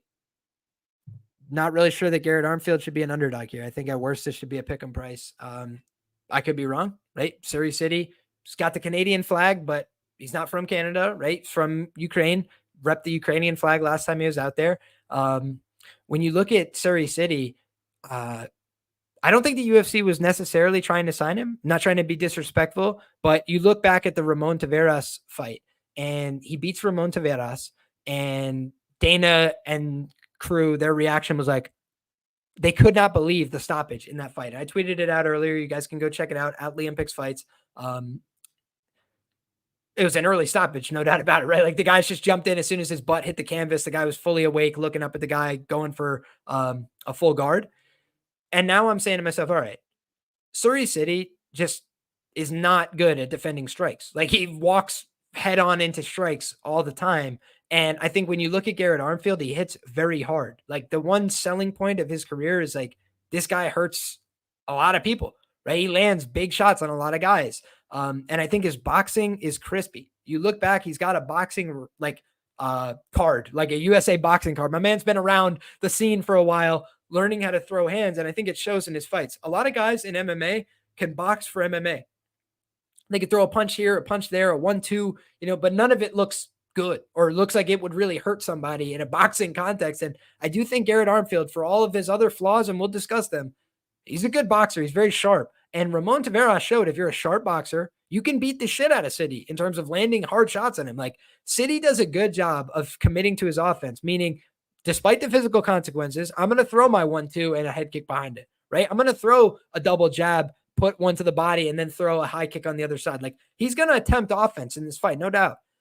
But I don't think his offense commands as much respect, right? Like I've seen some guys just take the shots and keep going. Ramon Taveras, frankly, took a lot of clean shots from him and just no-sold him all night. And meanwhile, every time he was hitting this guy, he would get a reaction out of him. And then there was a few times, like round 1, round 2, it looked like he could have been stopped. Like he was getting hurt. He was getting backed up. He was having bad reactions. He's a tough son of a bitch, man. Like the guy does not want to quit on himself. That I'm quite sure of. The guy's willing to fight hard after being hurt, right? He was hurt in round 1. He was hurt in round 2. His best round was round 3, right? The guy kept trying to push forward and make something of himself. But he's 10-2. He's had less professional experience. He's had less experience at this level. You look at a guy like Garrett Armfield, 2 of his losses are to David Onama. Let's go ahead and throw those out off the record, right? Because you look back and Serhiy Sidey would get absolutely thrown around, probably picked up and tossed out of the octagon by David Onama. So I don't think that matters. And then I look at, all right, what's going to be the fight in the early going? I don't think it's going to be Serhiy Sidey attempting 100 takedowns or trying to be like Brady Highstand, standing back takes, really opportunistic grappling. I don't see that from him. I see him going out there and trying to strike with this guy and mix it up and be aggressive on the feet. And frankly, it took, I don't know, a minute and a half for his nose to get turned completely sideways against Ramon Taveras. It took 4 minutes for his face to look like the victim of a violent crime. It took 7 minutes before it looked like he was about to get put down for the first time. So there's a lot of moments of like, whoa, Ramon Taveras, a guy that most people weren't very high on. I think he was a dog coming into Contender Series, and I thought he was the guy the UFC was trying to sign. I think I was vindicated in that because after he lost, they then booked the fight for the UFC rematch, and then he goes out there and gets the win. And he missed weight for that contest, by the way. So you give Sidey a lot of credit, like willing to step up, willing to take fights, tough son of a bitch, not going to quit on himself. I think those are all positive attributes, but when you look back, Brady Highstand had a full-on, locked-in rear naked choke in the first round, guys. And this guy, Garrett Armfield, rips the hands back off, fights out of it, then turns in and faces him on top. The guy's shown he has improved in his jiu-jitsu. Here's the other thing. I forgot this fight. If you guys have watched the Garrett Armfield fight against Brady Highstand at the time live and haven't watched it since, I encourage you to go back and rewatch it. Do you know why? Garrett Armfield was this close to a belly down armbar in the first 2.5 minutes of the fight. Okay. If you go back and watch the sequencing, Brady Highstand, who's a pretty solid grappler, went for a takedown, went to go in, and grab a hold of this guy. And you just see the gears are turning in his head, man. He goes like to a reverse triangle series to then get to an arm extension. Then he goes belly down with it. And Brady Highstand had to make a lot of panicked defensive reactions, and he barely got out. And honestly, the announcers were talking about the rest of the fight. He may have injured his arm. Like he probably did. And I'll tell you guys, I have gotten out of some arm bars in my day. I am thankful that they're not belly down. Otherwise, I know that I would have had permanent arm damage. Like you look at how he escaped there, and he had to just defy physics or hurt his elbow. Like there's just no other way to get out of that arm bar. So you look at Armfield, and he spent a little too much energy, I think, in the grappling with a guy who's a really good grappler. But otherwise, like that fight showed me a lot of positives. And I, by the way, like the high stand side. I like the high stand sub. But when you look back, like high stand is the kind of guy that will just try and pull it out of his ass late. He will keep going. He will keep pushing. He's a guy that has that dog in him. And he knows that he needs to bite down and find a way to get on somebody's back and finish him. Like that's kind of his path, right? And he did it. He found a way to win. But Garrett also got a lot of good experience in that fight. And now he's coming out here and he's got a chip on his shoulder. He's gone out there and beaten Brad Katona, a much more proven guy, a much more seasoned guy, a guy who's been around a long time, and a guy who's got a penchant for winning close decisions. And this guy, Garrett Armfield, went out there and earned that one in Canada. He's had many international fights. He went to Singapore, right? This is his third time out for an international fight. Second time out, went to Singapore and sent Kazama packing. Then Kazama came back and flipped the script on Charlampos Gregorio, the lock of the week. So you look at all these fights and you say to yourself, is Serhiy Sidey head and shoulders above Garrett Armfield at anything? And my answer is no. His cardio is better. That is where he's going to have an advantage. But I think in terms of the boxing, I prefer Garrett's techniques. I prefer his defense. I think he's more sound defensively. So I think unless he makes a critical error again late in the fight, which we know is possible, I think this guy's got more upside to look like a big favorite. How about you, brother? Yeah, if he don't get finished in round 3, if it gets there, I think he's the side. I think that Garrett Armfield's got great boxing. I also think Ramon Taveras got good boxing. Like, I don't want to just completely say that it was all negative defense from Sidey, right? I think Taveras, give him some credit. He beat him from pillar to post. Great fighter, in my opinion, and just good striker. So Sidey might try and grapple here, and that's when I think it could get interesting. But I don't think he's a wrestler like he stand, and then he's got to watch out for the submissions, like you said. And I know Sidey, Garrett Armfield, he's 2-3 to the sub, so he's been submitted before. It's not out of the realm, especially as the later the fight goes. But those two were via the rear naked choke, and most people are going to tap to that armbar. Sidey never been sub before as a professional, but go back and look at his amateur career. I think he got lost via armbar, so it's not like the guy ain't never been tapped with that move. And me and Rich actually made, I'm 99% sure we made Onama sub at plus 500, the pick to click, whatever, the prop of the week, whatever you call it, the week that Onama fought Armfield. So at the time, definitely saying strength, physicality, it all matters. Now it's size parity. This guy just showed off his grappling's getting way fucking better fight over fight. And who's in his corner, guys? Y'all remember? Trey Ogden, whose grappling is very sound. Yep. They're both the same age. What does he have? A height advantage, but it doesn't necessarily equate to the reach that he should have here. So I don't know, man. I think Armfield 16-1 sub is live. I think the ends by sub is live for Sidey, especially the later the fight goes. I think Armfield could piece him up and even knock him out early as much. Dude, he was getting binked by Ramon Taveras. Absolutely binked by him. And a lot of times that gets stopped in Canada, He fought through it. He's super tough, but I'm not gonna take a loss, a tough loss, right? Who else has he fought? He's lost to Mateo Vogel before. The guy can lose these fights, and I'm gonna go with Garrett Armfield as a dog here. I like him as one of the dogs on the board this week for sure. I called him as a dog versus Katona. I don't think many people were on Armfield in that spot whatsoever. A lot of people were betting, and I also called I think it was Woodson back-to-back dogs on that one. And then Magny won. So that was an insane night of underdogs, for whatever happened that night. if you were on the underdogs, you were calling them. So, but Garrett Armfield was one that many people weren't on. I believe we called you, if not mistaken, you called the round 3 sub for he stand as well. So, like, want to talk about, and you were on Tavares, right? Yeah, so I can't remember if Tavares was like a track play or not off the top of my head, but I do know that I picked Tavares, I believe both times that they fought. And so when he got jobbed out on Contender Series, I was like, did I just misread this entirely? And then I saw the matchmaker's reaction and I was like, nah, they're rerunning this because they want Tavares to win, bro. Yeah, man. So we've been fairly accurate on Garrett Armfield, and we're both saying that this is a winnable spot for him. I think it is. So I don't know if I'll actually get to the sub bets, but I think it's live, and I think the finish is live for Armfield multiple ways in round 1 or 2. I think the finish is live for Sidey in round 3, just because, like, cardio, like Armfield, that's his problem. But, you know, maybe Sidey's the guy that make him pay for it.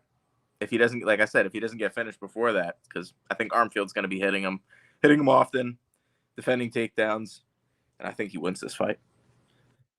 And if we just think about, for 1 second, I asked before, it's like, what would Serhiy Sidey, or excuse me, what would Garrett Armfield and Ramon Tavares be lined? Because, like, I think that Garrett Armfield would probably be a favorite against Ramon. And maybe I'm wrong about that, but, like, based on what we've seen, like, neither one of them has great cardio. Both of them are pretty solid boxers. I think the cleaner boxer who gets hit a little bit less is Armfield. And I think that Ramon maybe has a little bit more dog to push through, but he's been dropped a million times. Like, if you look at Ramon, he's got power in his hands, but he's been dropped not just by Sidey, he's been dropped regionally as well. So I do think, like, Garrett would probably be favored in that matchup. And, you know, timing is everything in mixed martial arts. So let's see how it goes. But I think that we might have stumbled upon a live dog here. So bless up. Speaking of live dogs, guys, here's what I'm going to do. I'm going to acknowledge my biases. I'm biased as shit. Most biased guy you'll ever find on a Chad Anheliger fight. But when a lot of people were saying Chad Anheliger was 0% to beat Muin Gafurov, I was saying I disagree, right? Like the meme from Uncut Gems. I disagree. I think of Chad Anheliger as a guy who, if you Tapology or WikiCap, you will have a very hard time picking his fights. And that's because his loss record is terrible, right? You just look, 13-7, like what an awful win-loss record. Then you look and you say to yourself, okay, before Champions Creed, this guy was bad. After Champions Creed, this guy has been very, very good. And you look at the losses that he suffered. He had a very competitive fight with Jose Johnson, where Jose Johnson was twice his size, and he just got out-hustled in some of these grappling positions, despite the fact he got all the takedowns basically that he wanted. He threw the guy around, he got on top, and then Jose Johnson, who's long, awkward, slender, young, like athletic, he was able to keep rolling him over and doing crazy maneuvers and scrambling. And like eventually Chad got fatigued because he's a 37-year-old man and he's out there scrambling with this young blood who wouldn't stop moving. And Chad is a good grappler, right? He's very proud of his black belt. He's very proud of his work on the mat. And he's got a money guillotine. He's got good techniques. But the problem is when a guy's a good grappler, when they're really big and he can't get that guillotine off, there can be guys that have grappling success against Chad, right? So we've seen that it's been a little bit of a holdup. However, we know that he's a guy who's produced as an underdog before, whether it was against Muin Gafurov or whether it was against, Charlampos Grigoriou last time out. A lot of people have gotten burnt trying to fade this guy Chad Anheliger because he's old and he's Canadian and he's small, but he's got heart and he's got power in his hands, which is something that I don't think people recognize. This guy hits people and they don't like it. That's why, in my opinion, Jose Johnson started to wrestling grapple back with him. He was like, yo, this guy's actually landing some good shots. And here's the other thing I want to point out. Before he got submitted in that fight, which I will say that stunned me. I was very surprised by that outcome, but he got hurt on the feet. And this is where I always say the grappling is a little different in MMA, guys. A huge guy like Jose Johnson hits you very hard and rocks you on the feet. Your decision-making isn't perfect. And now a big, long guy is on top of you. It could be problems. Chad gave it up right at the very end, right? He fought till the bitter end and he realized, like, I can't get out. I don't have enough time left. He gave it up. But I think that when you look at this guy, Chad Anheliger, is he like really that much worse than Brad Katona? That's an honest question. Like, I think a lot of people will say yes, but here's the difference as I see it. Brad Katona is a more consistent minute winner. I think Chad Anheliger is a much more dangerous finisher. If you look back, like, Who is Brad Katona finishing? Nobody. Who was he about to finish multiple times? Cody Gibson, guys. Go back and rewatch the fight. Brad hurt him in round 2. He hurt him in round 3. Gibson looked like he was ready to check out multiple times. Brad Katona can't finish a sandwich. Literally, can't. It's impossible for him physically to finish anybody. He was minus 750 against Jesse Butler. Didn't sniff a finish. So I think that when you look at a guy like Gibson, he's a tough guy. He's a willing fighter. He's a scrapper. The chance for him to win this fight, in my view, is to be too physical, overwhelm Chad, break his face early. Like, he's got to do something to really get Chad off his game. I think he can hurt him early. I think he can have some success early. I think his physicality could pay dividends early. But the later the fight goes, I think Chad has better cardio. I think despite the fact that he's 37, so is Cody Gibson. These guys are both old. These guys both have some miles on them. The difference is who's got more miles? Cody Gibson. Who's taking more damage? Cody Gibson by far. And who's the guy, in my view, that has more knockout power on the feet? Chad. Like, who's got better hands? I think it's Chad. So I watch him, and he's a weird guy, man. He boxes with the one. He does the one elbow, like Tony Frickland, Anderson Silva up elbow. Like, my guy does all these crazy things, moving here, there, the other with his hands down, skirting around. He's just hard to track down. It's hard to get a hold of. And by the way, he made Charlampos Gregoriou skip to his loo and do whatever he wanted. He wanted another contract so bad, guys. This was his whole goal. He said, it's not enough for me to get to the UFC. He said, I already proved to myself that I am a guy who can go out here and win in the UFC. I am a guy who deserves to be here. He said, but it means nothing if I don't extend this contract and show that I'm a UFC fighter. I deserved to be here. I wasn't a charity case. And he goes out there, he gets the win. I think he fought a little, what's the right word for it? Like stiff basically down the stretch, where he was doing his thing, he was moving, he was flowing, but he just knew, I need a win by any means necessary. He was very rigid in his performance. Now he says, I am going to run through this guy. This is what he's saying in interviews this week. Like, I'm going to go out there and we're going to scratch. He's like, I respect the guy. He's a tough guy. I know what he's made of. He said, but I truly believe right now where my confidence is at, I'm running through this guy. And I just watch the tape back and say to myself, Cody Gibson can be hurt. He's been guillotined 3 times. Chad's best move is a guillotine in terms of his grappling on the mat. This guy, Cody's going to keep sticking his head in there, try and find out if that giraffe neck wants to play with the guillotine. I don't think it does. And I think that if it plays out on the feet, we're getting an honest fight. So for me, it's the plus 175 underdog or it's a pass. I'm not a Cody Gibson guy. Like, I don't dislike him. I wish him well as a fighter. I just mean in terms of betting on him, he's not a guy I really believe in. Beating Boom Kelleher tells me nothing in this modern day and age. Boom's coming off some neck surgery, some problems. Been on a bit of a tough skid himself. So a New York tough guy, a guy with a great guillotine as well. It wasn't to be for Boom that night, but I think a guy like Chad Anheliger is going to give him an honest fight. So for me, dog or pass. What about you, brother? Am I out to lunch?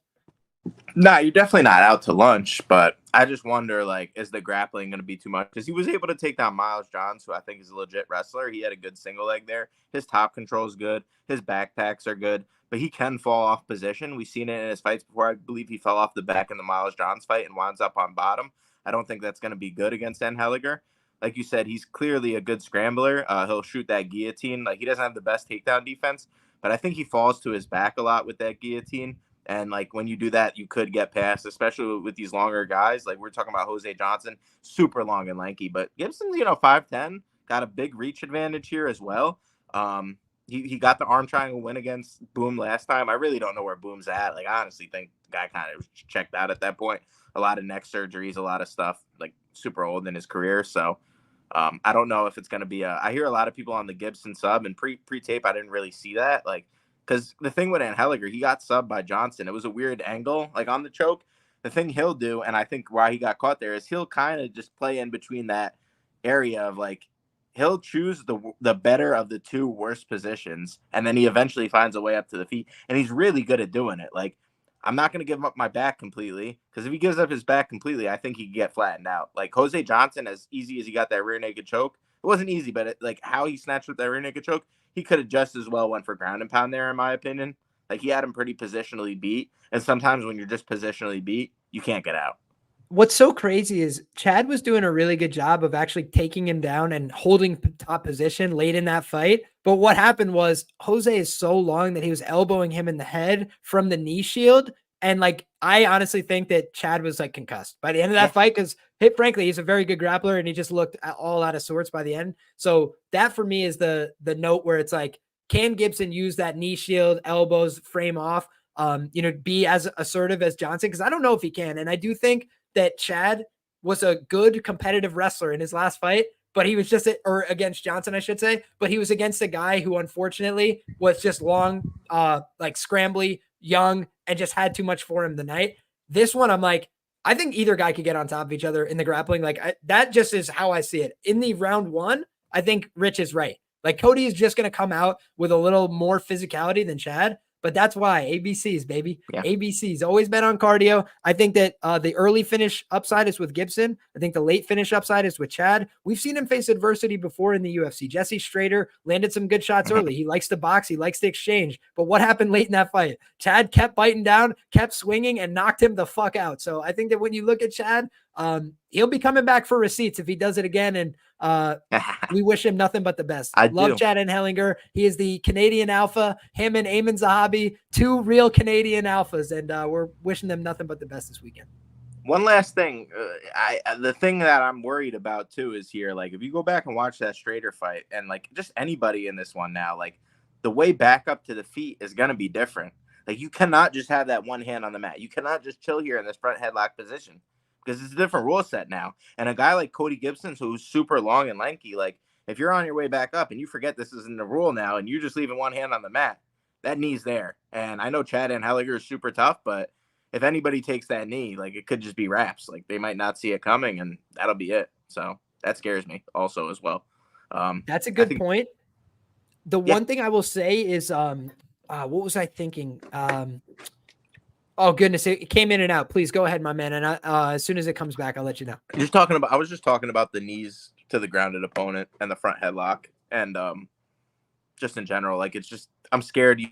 On his way back up, he eats knees. But he's very. It came back to me when you said that. Thank you so much. On commentary in the Katona fight, they were criticizing him for not throwing knees enough. They were like, "This guy's so big and long. Like, why would he not utilize knees here in these positions?" And I was like, good, like great point.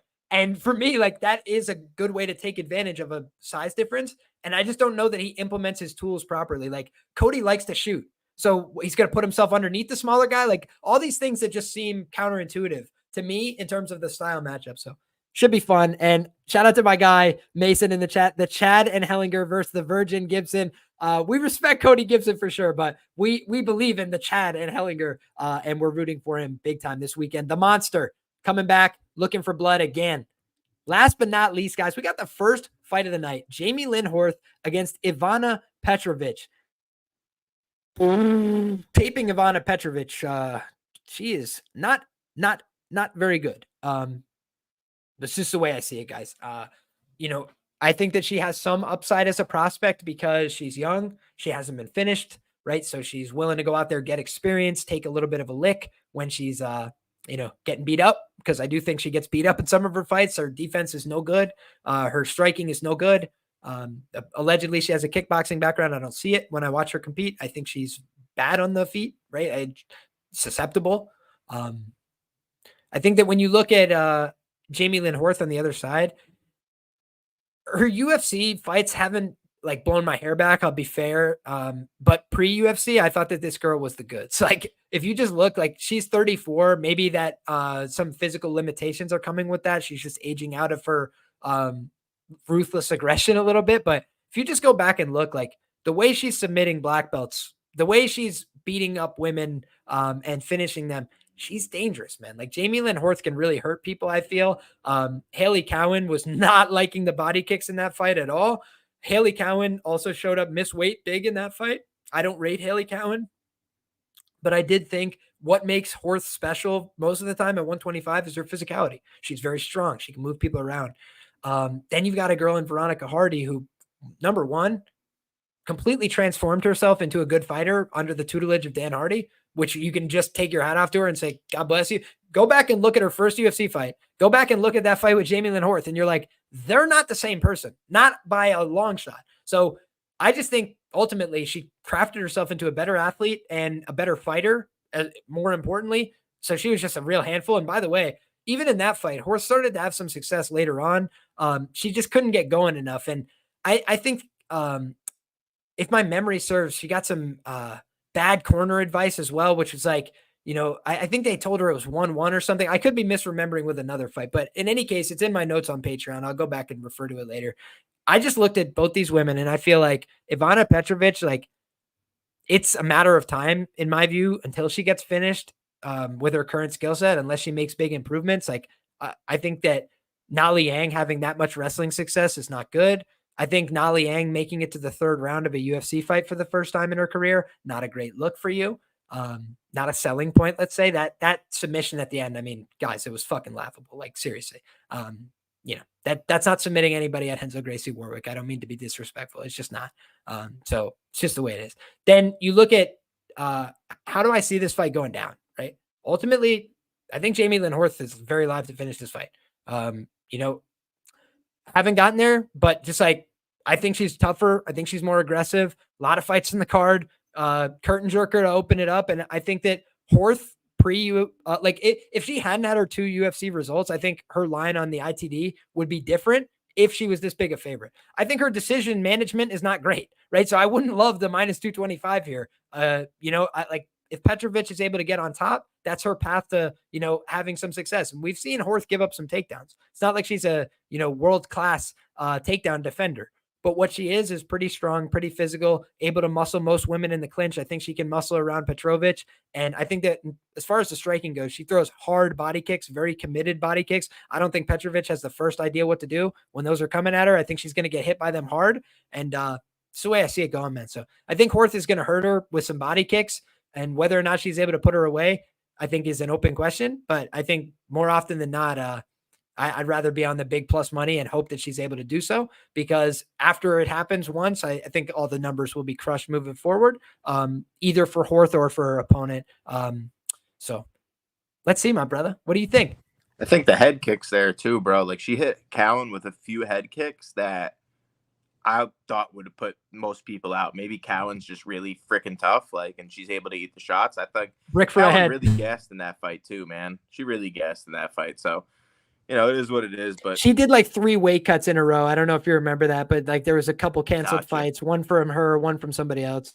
But I thought, even she was landing some elbows in the Hardy fight, even though Hardy was, moving around on her style. And Petrovic, though, man, I think literally watched the Luana Carolina fight. She's getting pieced by Na Liang and Luana Carolina.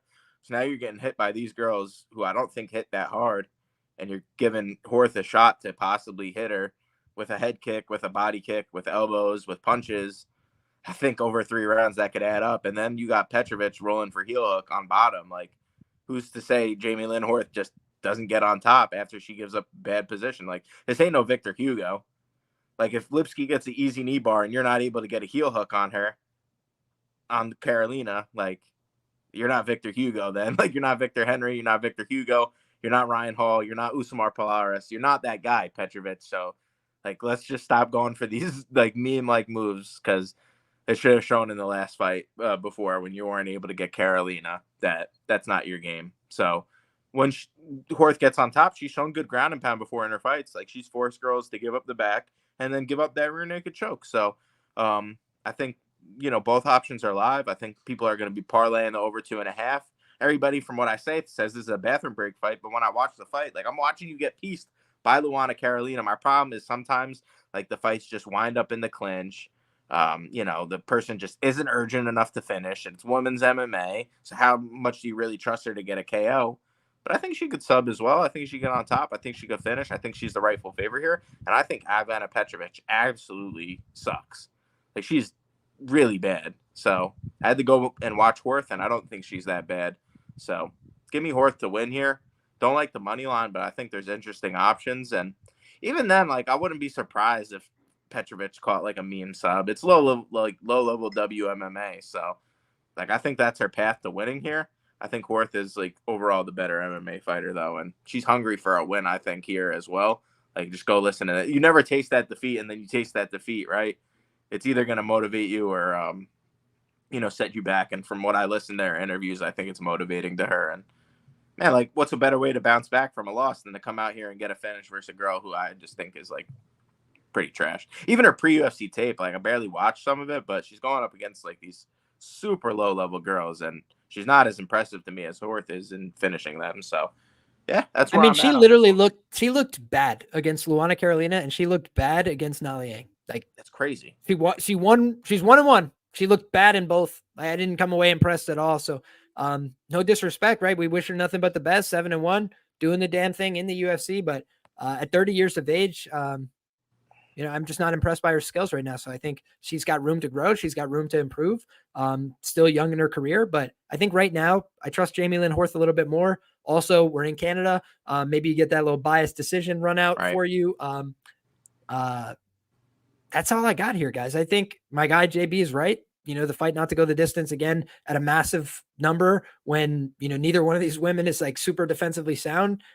I don't know if that's the way I would, invest my money, right? It's massive chalk overs, but they've been hitting at a high rate lately in the UFC. So I always say there's many ways to skin a cat. Approach the board however you feel, but you now have a lot of thoughts, a lot of options to go through. We will have timestamps on this video as well. I will have write-ups on the main card done before I leave for no-gi jiu-jitsu tonight. So guys, a lot of work is already done. A lot of hay is in the barn. Just placed my first bet and sent it on Patreon while we were live on the show as well. And Lord willing, we can keep the positive momentum rolling from the show. We've had so many kind people in the chat all day dropping nuggets of great wisdom. So thank you to the sharpest chat in the game. Thank you to everybody who participates, whether that was our guy JB hopping in on the panel, whether that is Tristan, Moyes, Bailey, Raw Torque, Olajuwon, Mason, Narco Cop, Just Win Baby, Muhammad. Oh, I'm missing some. Dixon, peace and love. Trying to make sure I do everybody right. I appreciate all you guys so much. Thank you all for being here. Really appreciate you guys. If I missed your name, it ain't from a lack of trying, guys. It's just too many positive comments in the chat today. So thank you guys so much. Thank you to Thomas Kane as well for your contributions. Guys, that's all we got for you today. If you're interested in more from this channel, make sure you hit the subscribe button. If you've enjoyed the show, make sure you drop a like as well. My guy, JB, why don't you tell the people anything you got going on this week? If there's a JB special you want to drop, anything you want, or even just where they could find your stuff, my brother. Yeah, go ahead and DM me. I'll add you to my free parlay group. I'm going to make the JB special probably sometime today. I'm still thinking over a few props just because, like, there's a lot. He's still chefing it. Right. There's a lot of ones I like on this card, but I'm not, like, majorly convicted, if that makes sense. Like, there's a lot of options, but there's none that I'm like majorly convicted on. And do I really want to throw like Horth KO in a parlay? I don't know about that, bro. Like, I don't know. That's a little risky. It's a little crazy, but I'm sure at the end of it, like, there's some submission opportunities I see on this card. There's definitely some knockout opportunities, and there's definitely some guys where we've had some past like good reads on some of these fighters. So I'd like to chef it up a little bit more and, go over my options. I think some of these lines are starting to settle in from a money line standpoint as well. I don't think there's really any rush to get in on a lot of them. So that's where I'm at here, man. And remind the people what the last one that hit was, because I know that you hit a JB special very recently, and it was big plus money, my guy. I got a Court McGee round, or no, it wasn't round one. I got Court McGee sub, and then it was Span round one sub. I got that listening to you too as well on the Narco show. I was like, you know what? He made some damn good points on those too. And I wasn't like Court McGee's first sub in 14 years. Y'all must have forgot. Crazy. We were fucking here for it at plus 800. Come on now. It's a beautiful one, bro. And I've been close to a couple. Like, to be honest with you, there was one on the last Canadian card. I think it was in the beginning of this year where I put Sean Woodson, Jillian Robertson by like KO or round 2-3 KO. And then I put Sam Patterson 2-3 sub, and he got the sub in round one versus Johan Lioness, bro. So that was like 224-1. If we had hit that, we would have been laughing to the bank, and it didn't come through. So I've been close on a couple. I think it was Contender Series. I hit Cody Steele to get the KO. I had Yadier Deval with that deep guillotine. Like, you can only make it happen so often, right?